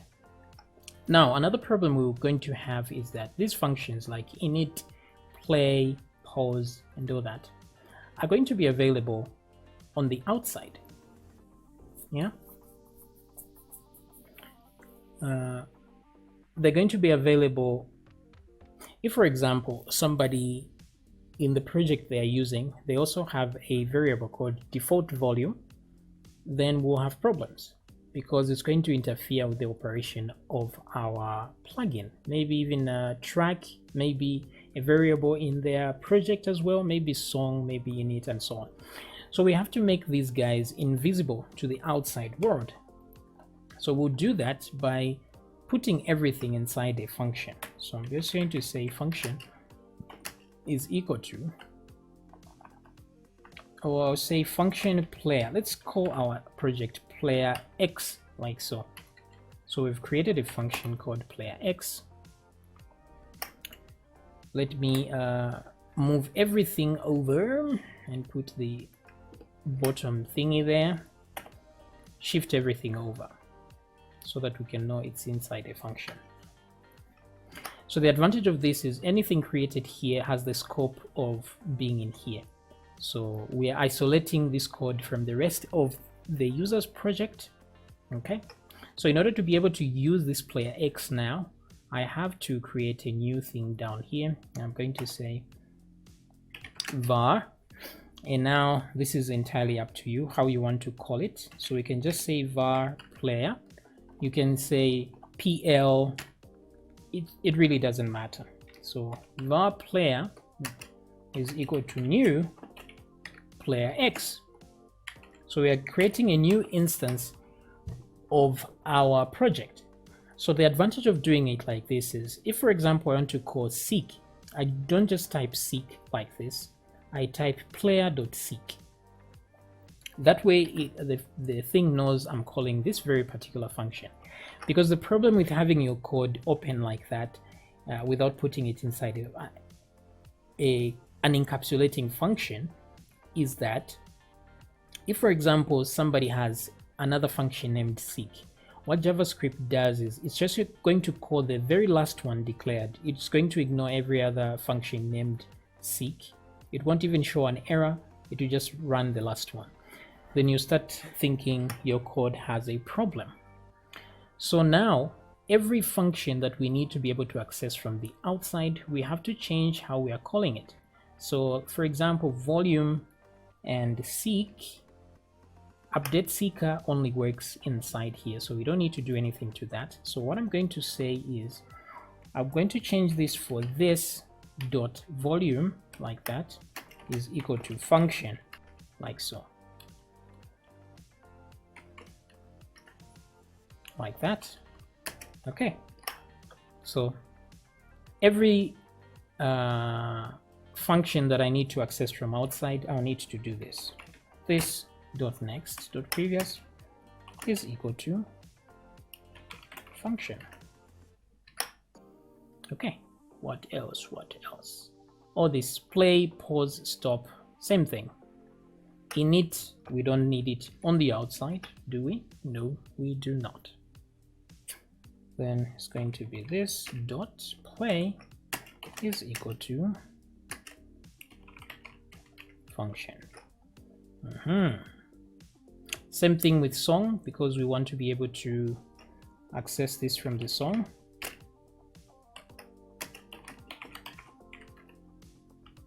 Yeah, so the advantage of doing things this way, for someone to access this function, they will have to say player like that dot song. So this is very different from just typing song like that. It's going to be a very different function. So this helps with encapsulation. Okay, so playlist. Okay. What else? So let's see if everything still works as intended, as nature intended. The only thing is inside the player here, we'll have to change a few things like volume, seek, everything that we want to access here. We'll have to put player at the beginning. As a prefix, we'll say player dot, don't mind that slash. So everything that requires action, we'll do it that way. All right, so let's see if things will work out as intended. So if I refresh now, and let's try to play. Okay, so things are still working as intended. Let's try that. Okay, so we have an error finally here. It's saying song is not defined. Where is this inside player X? So let's click here to see where exactly we have a problem. So song.path, you don't say. So it's inside the, where is this? Okay, even this play here, we're supposed to say this dot play. And what else? What else? Where is song anyway? This one and this one. So say this dot song. Okay, refresh. Let's try again. All right, so we have a problem here. Song is not a function.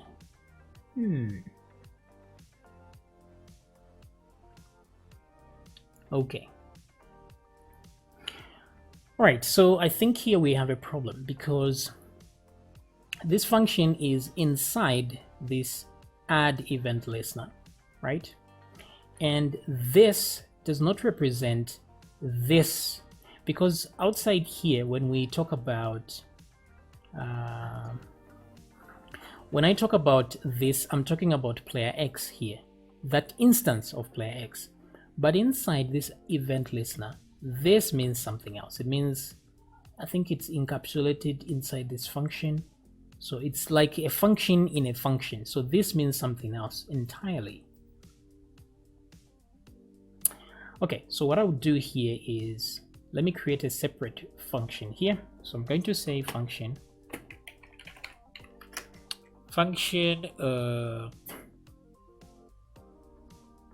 what are we going to call it? Because we already have song. I don't know, I'll just call it init song or something. Doesn't really matter that much. I'll put the E there as intended. And then I'm going to move all this code into this one.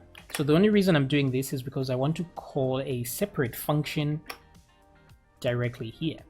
So I'll paste that there and then move everything else out of the way, like so. So add event listener on the click and then run this function init song. So let's see if that solves the problem. Refresh, click.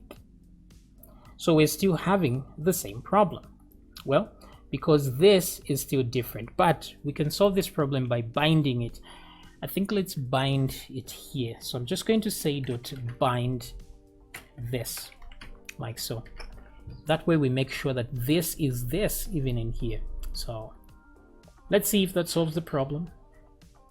Let's try again. Very nice, it's working. Very good. Okie dokie. So now things are back to normal.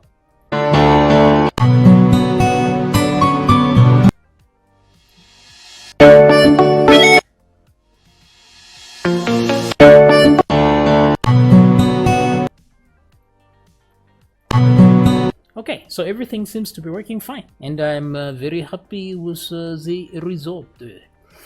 Okay, so now that we have that result, everything seems to be working fine. It's time to create our plugin file. Okay, so now remember that this playlist here is supposed to be created by the user that is supposed to use this player. One way to have to play a song without using this playlist style is simply to Okay, actually, let's see what error comes up if we don't have this playlist, because we have to account for that. Users may not have this. So let's inspect the element so that we can clear that out. And I'll refresh. And there we go. Playlist is no. You don't say, my man. Yeah, so total songs is equal to playlist to children. Okay, so that's the thing right there. If I go to my JavaScript and playlist, wherever it's being used, where is it being used? Playlist.add event listener.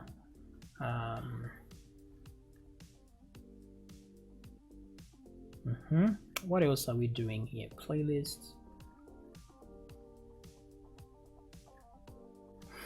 Okay, so what we're going to do instead is, if playlist is no, then we don't do any of this. So total songs is not going to be an issue as well. Let me come here for a second. Wherever I'm using playlist, so for example, init playlist.children, okay, audio source is equal to, okay, so I'm just going to say if, like that, playlist, then run this. So I'm just going to use this everywhere. So audio, pause, play, that's okay, but on next, if there's no playlist, there's no need to do next. So it's just going to say if not playlist, right? Then return, like so. Same thing on the second one. If there's no playlist, there's no need to do any of this. So return. What else?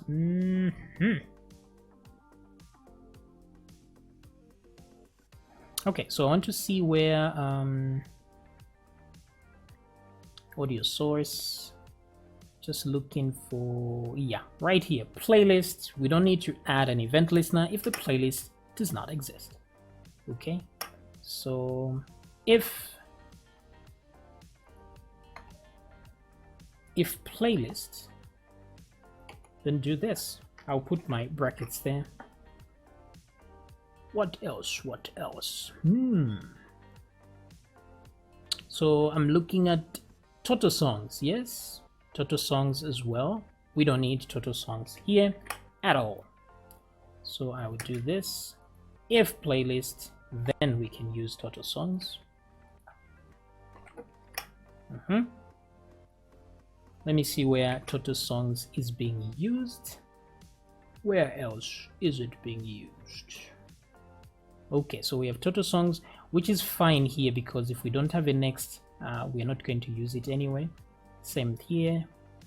Okay, so I think we are good to go here. Let's come back here and give it a test run to make sure we have no errors. So I can't click here to play any of this because it doesn't recognize this as a playlist. But if I click play, why is it playing? It's because there is a source inside here. But this might not be a source either at some point. So what I want to do is cut this out. Let's leave it empty like so. So if I refresh now, what errors do I get when I click play? Nothing happens. Pause, stop.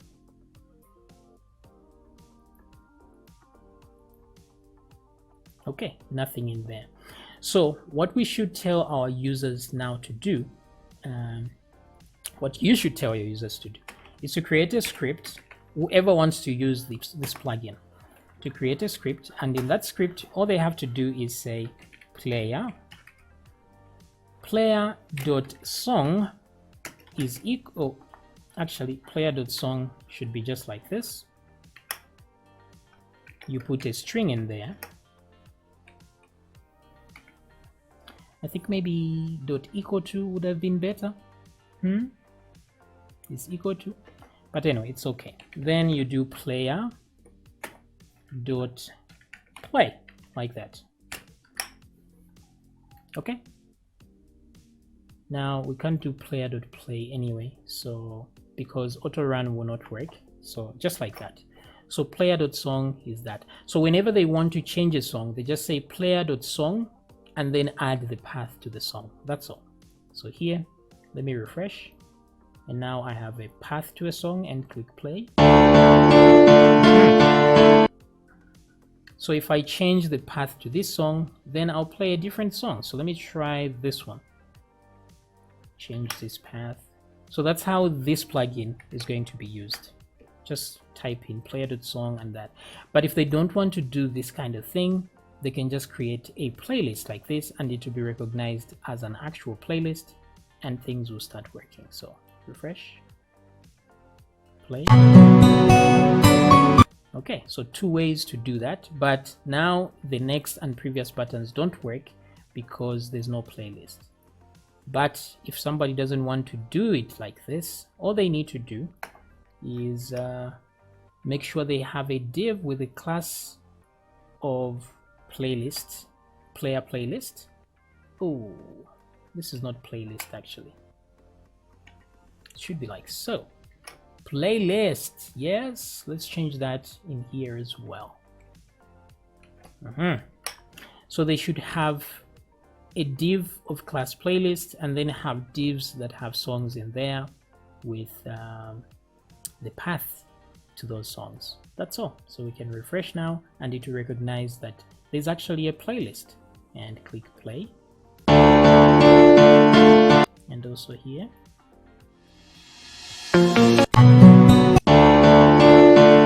Okay, so now let's continue with the CSS and make it look like an actual plugin. So this is not required to be part of the plugin, so I'm going to remove all this. Let me put it in a temporary file, and then remove all these break tags. I don't need those. Okay, so everything is good now. The only thing we do need now is to create the interface to make it look better. So I'll put a div there and close the div here. Yeah, like that.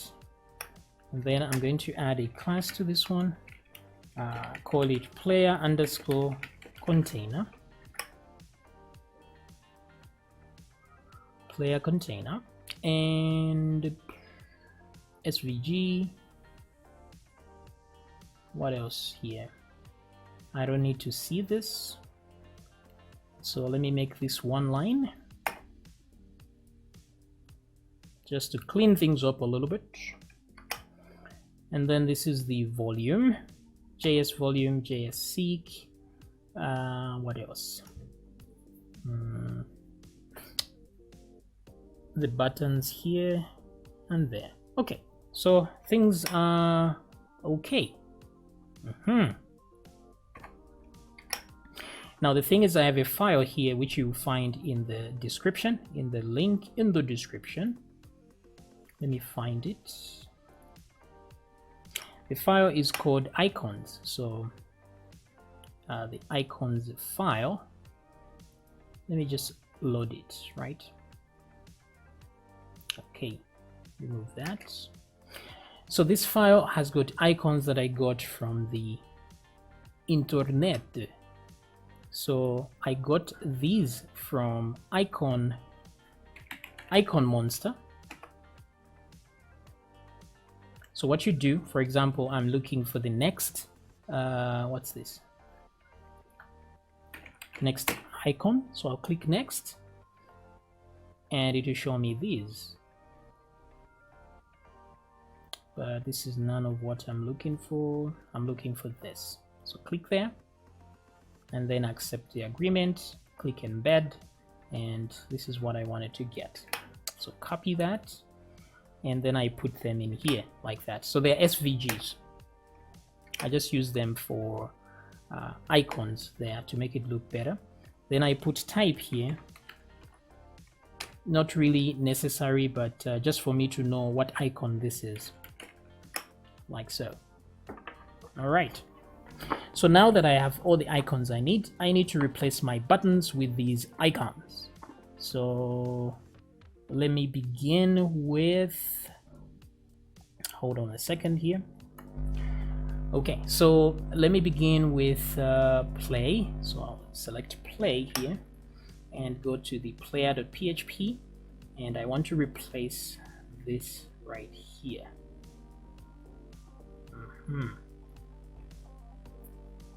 So cursor, pointer. Okay, so I just want to replace the play button itself. Let me do the same for the pause. So play here will be replaced by that. And then I'm going to change, instead of type play, you can leave that there. I'm going to add a fill color. Now the fill color is going to be 414141, like so. So let me come back here and let's see what that does. Okay, so there's a play button there. Nice. And what I now want to do is do the same thing for play, pause, and stop. So let's go down to pause.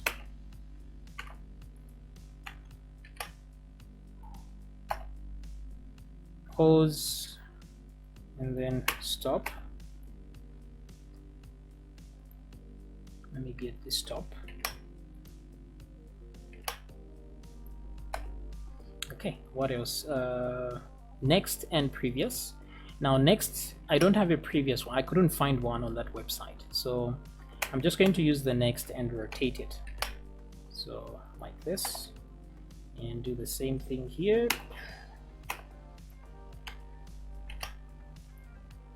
Alrighty then, I think we are good to go here.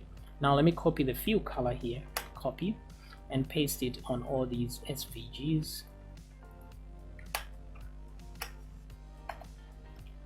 Alright, so yes, and then let me come back here and let's see what we have. Okay, so there we go. So this one needs to be rotated to this other side. So 180 degrees rotate. So that's easy, we can just add a style here. So let me just add a style. This one should be priv. This is just for me, does nothing to the code. So I'll say style is equal to, and I'll say transform, and then rotate 180 degrees. That's it. So now we'll have a previous button. Okay, there we go. So things is looking good. So if I click, it should work. Oh, refresh. The reason it's not working is because we don't have an actual playlist. Okay, so I've created a new file here, which I've added there. Now I want to create a new file that will represent the index page. So I'll say h1, save this one. This will be the index page, index.php. So that will represent your website now. So I'll say my website, close there. And then on your website, you will have a playlist of some kind, like so. So your website is here, player, player, player. So we're going to copy all this that will represent the playlist and put it in the index page here, like so. So you have a playlist on your page, and now you want to add the player as a plugin. Okay, so that's all good. Then let's go back to player. Okay, we are already on player.php. All right, so let's add a few styles here. So body is no longer a thing here because, so let me cut everything that's here. I'll just copy for now and put it on the index page because this is where it is required. Okay, but here on player.php we're going to have dot player container. That's where we'll have this. Okay,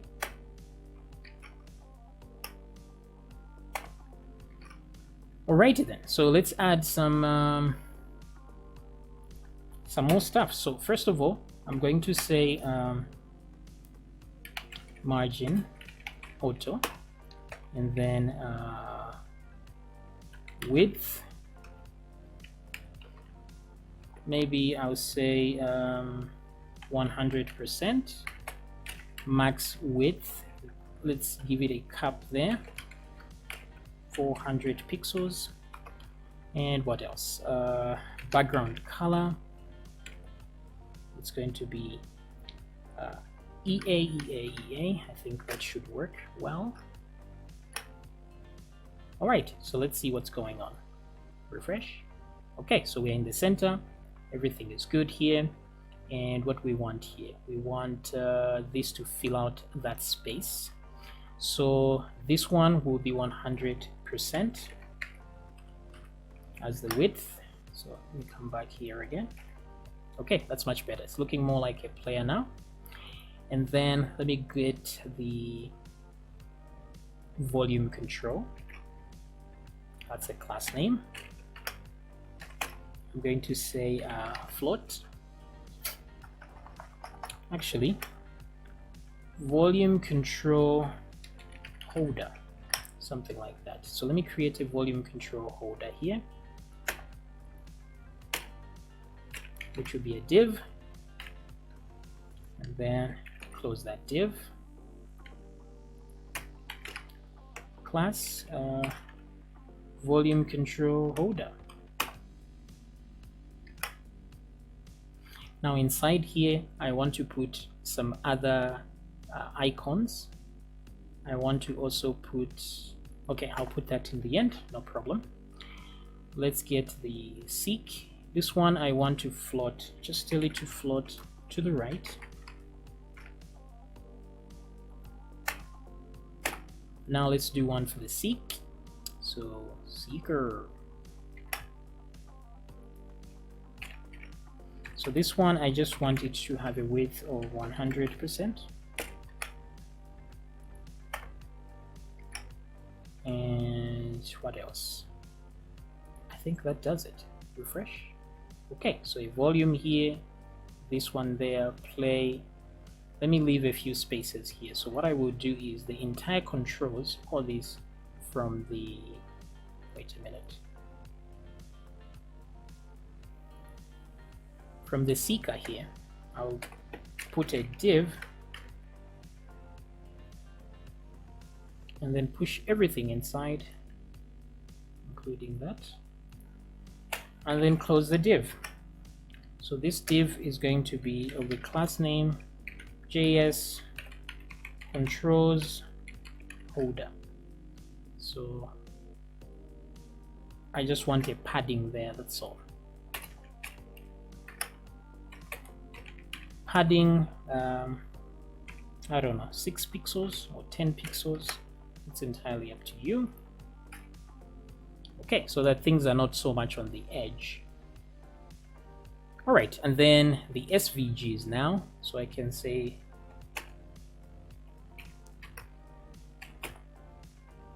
I can do SVG, right? SVG, the buttons. So those I want to have a padding of maybe 6 pixels, and then have a border, solid AAA, thin, like so. So let's see that. Okay, very nice. So now we have play, stop, play, volume, seeker, and what else? Now if you don't like the way this appears, you can change that as well. So let's do that. I'm going to say where are these? The seeker, where is the seeker? Seek, right there. I'm going to say appearance none, and then but I'll add a background color of AA. Wait. I think the 4141 will do. And then what else? Let's see how that looks like. Okay, so there we go. That's a bit much. So let me add a margin bottom, 6 pixels, and let me reduce this to AAA. Right, much better. So now it looks like this. The volume, we can do a similar thing. Let me copy all that. No need for the margin bottom. Maybe we will need it. Where's the volume? Do that and remove the control, just the holder, just the control itself. Paste. Let's see that. Okay, so we have a volume control. Let's get the margin top as well to match. Alrighty then, but then there's this issue over here which isn't looking good. So what I would do is just move the volume holder into this control here, like that.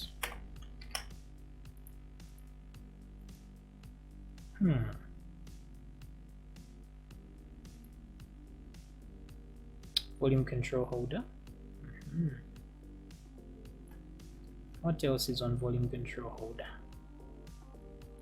Float right.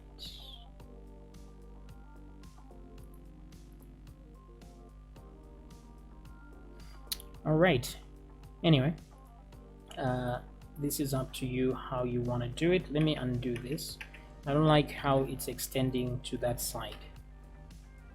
I think I'm gonna leave it here. I'll just put a margin there. So on the holder, I'll just put margin right 6 pixels, something like that. Okay, it's too much, so let's go back to true. Okay, much better. Okay, so everything is in order. Things are looking good. This is my player. Now you can add song title here. Where is this? After the inside the controls holder here, I can add a div, or instead I can just say song like that. Put a break tag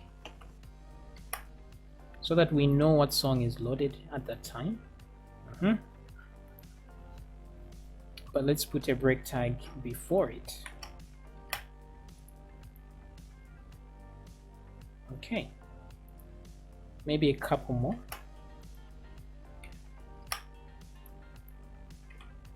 All right, much better, so that we can have an actual song here. So controls holder, the color as well. Color should be 414141. That would be the color of the text as well. Okay, so the song title now, we need to add that dynamically, and I will put it here. I will put a span, and this span will have a class of JS song title. Okay, so JS song title here. Let's go to our player.js. So inside the initialize here, init song, and I want to use the song path to know the song title. So it's up to you. If you have a database system, you can use information from the database. But for now, what I want to do is grab the, let me come here for a second, playlist, duplicate that, and okay, let me put this one here. So I'll just say song underscore title is equal to, okay. So right here I will use that and say song title is equal to the path, but I don't want the whole path to have that. So now yeah, anyway, what's this, song title path? Okay, good. Same thing here. This song title will be, oh, So it's not just song title, it's song title dot inner HTML. Okay, is equal to path. Now instead of just path here, I want to create I want to just get the file name and not the path, the full path itself. Because if I do this now, let's try and test this. So what I would do is I'll go, instead of loading player.php, I'm just going to load the index.php. So let me remove player there. And this is the index with, so let's imagine this is your website. So you have this, you have that, and you want to add the player. So what you would need to do is go to your website here. This is the website, and then include the player somewhere before the playlist, or maybe even after. That doesn't really matter. So after the playlist, let's use some PHP tags to include. So we're just going to say include the player. So the player is player.php, like that, and then close your tags. So once we do the inclusion, the player will appear here. Okay, and also make sure that the player is in the same location where you are including as the website page. So they should be in the same place. And now if I click play, it works. And if I click next, that's as simple as it has become now. So you just have to load and make sure there's a valid playlist there, and that's it. If there's no valid playlist, you have to give it a song. Just say player.song, and then you put the song path in the brackets. But I want it to show the song title here, and it's not doing that. So let's see if there are any errors we can cling to. It doesn't look like. So let me come back to player.php. So let me come back to player.js. Okay, so sometimes what happens is caching, what is known as caching. So maybe this included file is failing, it's not being reloaded. So if you have that, just put a question mark and put some random characters there so that it's forced to reload the file. Still, it's not working. So let's come back here again and see what's going on. So init song. Okay, let me do a console.log for song title.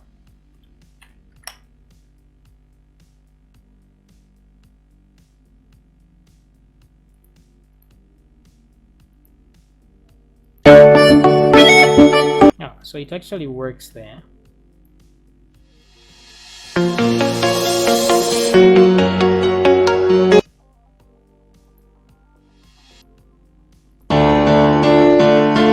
Okay, so it works here, but why isn't it working anywhere else?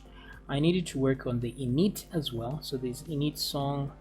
Oh, so I added it to the wrong place. I was supposed to add it here. My bad.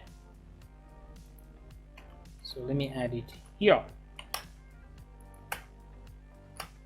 Okay, so let's try again. Refresh. Okay, path is not defined. Very much understood.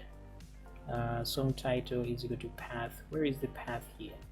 Song path. Actually, I should leave it in there as well. There's no harm in leaving it there. But here, when we are initializing, the path is not well known. So the path here is here. This is the path. So let me copy that and set it to path. So let me do that because I want to add more than one. Oh, no, this is okay.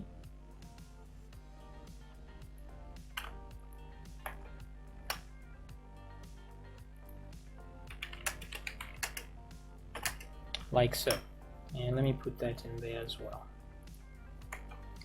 Okay, that should solve the problem. and also path should be before this audio thing so that we can just use path here as well. Alrighty then, so let's see that in action. Refresh. Okay, now I want it to just show the actual file name and not the whole thing. So what I will do is song title is equal to, what I'll do here, I'll say path dot split, right, like so, and then dot pop, like that. So what I wanted to split is the that, like so. So let me do that. Copy, paste it there, and also paste it here. Okay, so now it just shows the song itself without the whole full path. But sometimes you find that you're on a Linux system and the slash is not like this, but it's like that. So to cater for both of these situations, just do regular expression like that and tell it to search for both the slash like this. Now this slash, the problem is it's a special character, so we have to put two of them in order to cancel, so they cancel each other out, and then let's put the other one as well like that.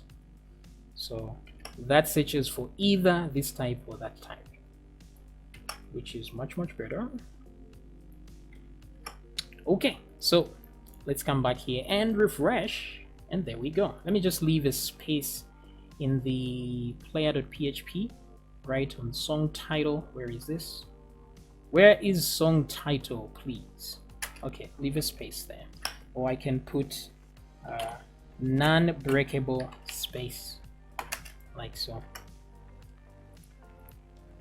Refresh, and there we go. That looks much better. And now I know what song is about to play. Okay, so there we go. Now if you want to position this differently, this player, all you have to do is go to your website itself. Wherever you've included it, just include it inside a div and then position that div, and it's going to work accordingly. For example, if you want to position it at the corner, you can just do this div right here where you've included it, and then put a style here and say position absolute, and then give it a right position, say 50 pixels, and then bottom 50 pixels, like that. So it's going to go to the bottom corner there, like so. So it will be down here. That's entirely up to you. If you want to put 20 or 10, maybe 10 there, so that it's more of inside the corner, like so. Then now you can click play.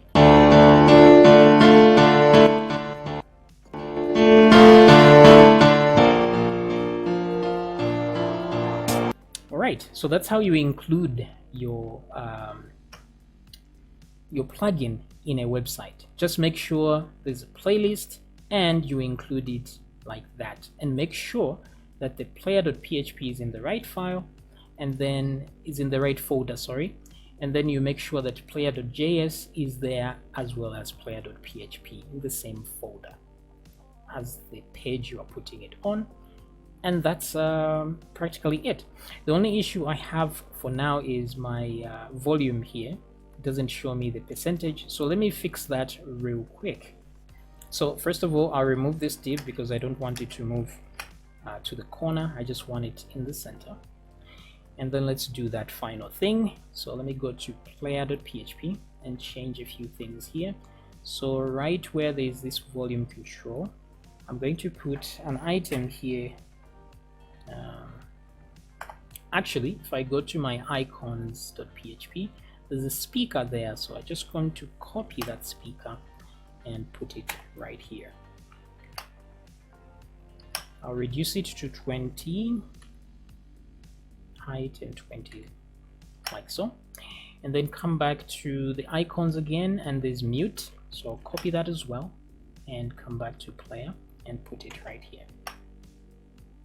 So there's speaker and there's mute, so like so, like so, and then the fill is equal to 414141, like so. All right, so let's see those two in action. So we have both of them there, and then I want a number at the other end here. I want a number, so I'm going to use a span. This one is going to be the percentage, so I'll just say 50%, the percent of the volume count. So this one will be class JS volume count, like that. Okay, so let's come back here for a second, refresh. It's down here, but I want them in the same line. So what I'll do is the volume control holder here, I'm going to tell it to display flex. So I'm going to say display flex, and then down here I'll give each one of these how much they need to flex. So I'll put a style on each one of these. Flex, I'll start with 1, but then this one should be the biggest, so I'll put 10 on it. Let's see that, refresh. Okay, so we have that, and that. Why are they floating up there? Volume control, let's go up here for volume control. Is it floating? No. Okay, so volume control, margin top and bottom, let me remove those. Let me put them on the holder itself. Let's see how that changes things. Okay, much better. So things are level now. So 50%, that. So I only want to show one of these at a time. So I need a function called mute, obviously. So I'm going to go here on one of these, and I'm going to create a class.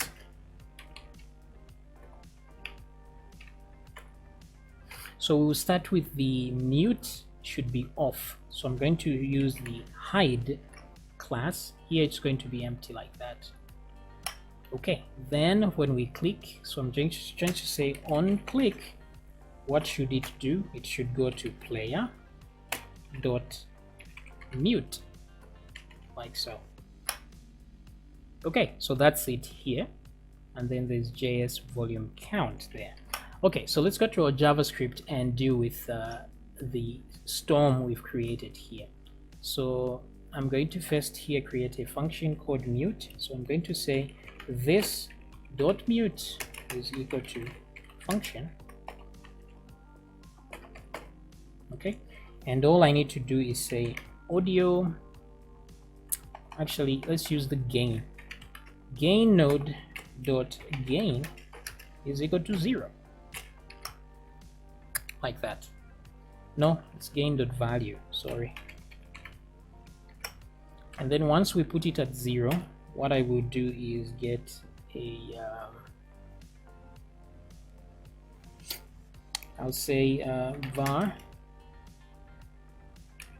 mute is equal to document dot query selector JS, don't forget the dot .js mute, is it? Wait a minute.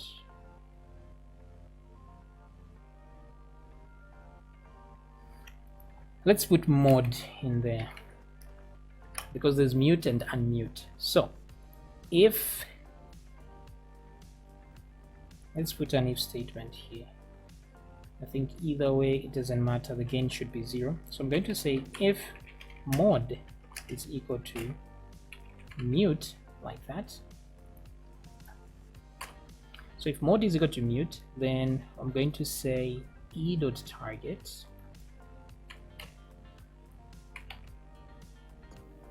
e.target or e.current target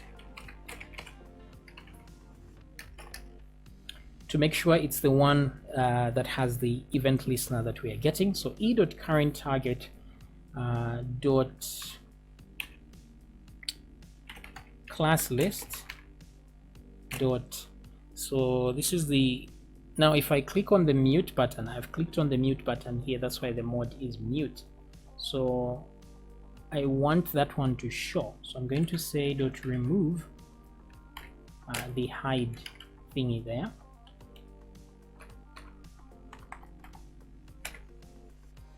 Okay. And then I'll just do else. This time it's unmute, so I will add.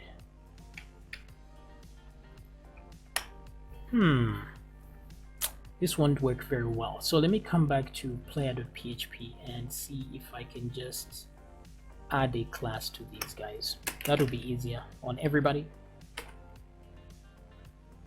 Oh, they do have class there. So let me use it. So this one will be called JS mute, of course. This one will be called JS unmute. Yeah, simple like that. So let's come back to our JS. So I'm going to grab those items from the query selector. Let me just copy because I'm getting lazy here. I'm going to use that. Come down here. So mute. Let's do this. Bam.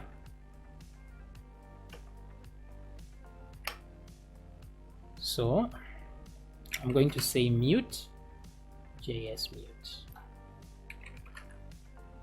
and then unmute, JS unmute. In fact, I need these boys at the top here, like so. Right, so what I want to do now is the mute button. If I have clicked on the mute button, it means I'm muting things. So what I would say is mute.classList.remove the hide. Is it? If I've clicked on the mute button, it means the mute button was actually on already. So I want to actually unmute. So mute means I am muting now. So oh, this is very confusing. So the unmute button is the speaker. Okay. So here when I say mute, I want to mute. It means I've clicked the unmute button. So this one, we're going to hide it. And then we're going to remove on this other one. And then we do the opposite here, like so. And just do unmute and then unmute. All right, let's see if that actually does anything. The problem is we don't have the hide style here. So dot hide, we just say display none, like so. Okay, so now we can hide some stuff. So if I click mute, what happens? Inspect. Oh, wait a minute, mod is unknown, isn't it? So let me come back to wait. Here, right here. I'll put that and put mute. So this one is for unmute and the other one is for mute. So let's see if things work out. Okay, so let's swap them, because this can get very confusing very quickly. Okay, so things are working out now. So the only thing that I haven't done is to grab the volume control dot value is equal to 0. That's all. So refresh, mute, yes.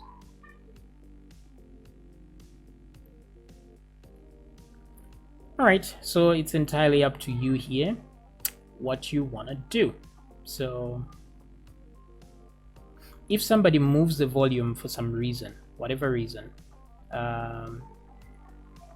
we have to clear the unmute button. So I think let me choose these two.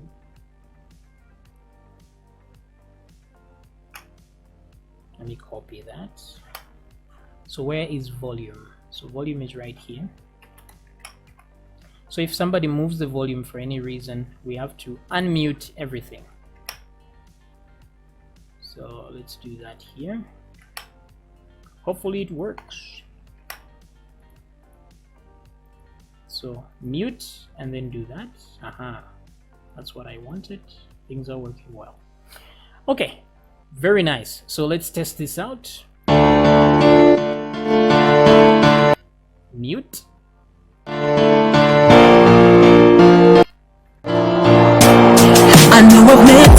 Okay, so now the number here should change as well. Not a big problem. So what we're just going to do is multiply that number by 100. That's it.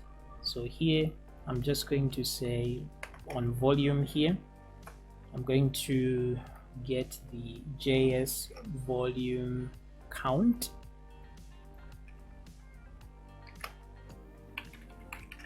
Volume count like that, and put the hyphen there instead, and then just say volume count dot inner HTML is equal to what's the value here, e.target.value plus %, and also we need to multiply it by 100.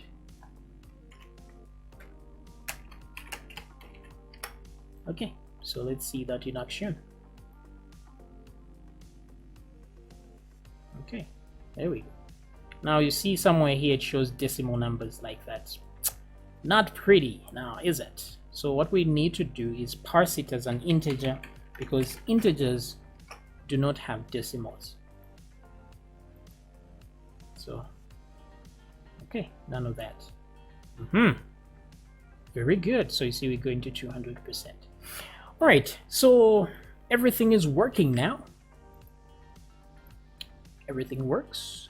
So the pages that we have, just to recap here, the pages that we have are index.php. This one is your website where you want to put your player.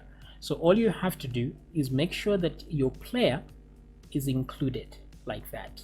Okay, the player file, and make sure that the player file is in the same folder as your website, and also the player.js is in the same folder as well as the player.php like this. If you want to wrap this into a folder of its own so that you can include it, for example, if you want to send it as an independent player, for example, let me go back to player folder. Like you want to save these as a separate file, so you're going to have player like that, a folder for your plugin, and then you put both player.js and player.php inside there. Let me close them here because now they are irrelevant. This one too. So the icons page, just check the link in the description to get it. And then now what you need to remember is that it becomes a little bit complicated when you're including the JavaScript file. You have to take into account the folder you are in. So you may need to do player / like that. So play around with that until you find what you need. Remove that, that's not necessary. Yeah, and that's it. So on your, even on the inclusion here, just do player / player.php like that. So let's test that and click here. So everything is working fine. Also, you don't actually require to have an audio source like this here. We can actually delete this like that, save, and then go to the player.js, and here where we are getting the audio source, we can simply create it. We can say create element and just put audio tag in there. And that's it.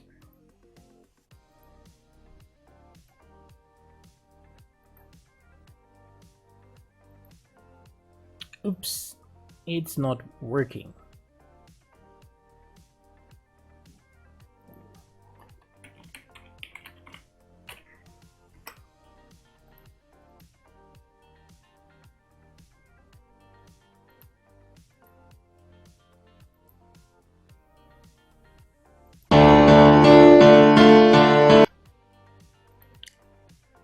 Right, so don't forget the document there. Okay, so I hope you have learned something important here, one or two things. Yeah, so hope to see you in another tutorial.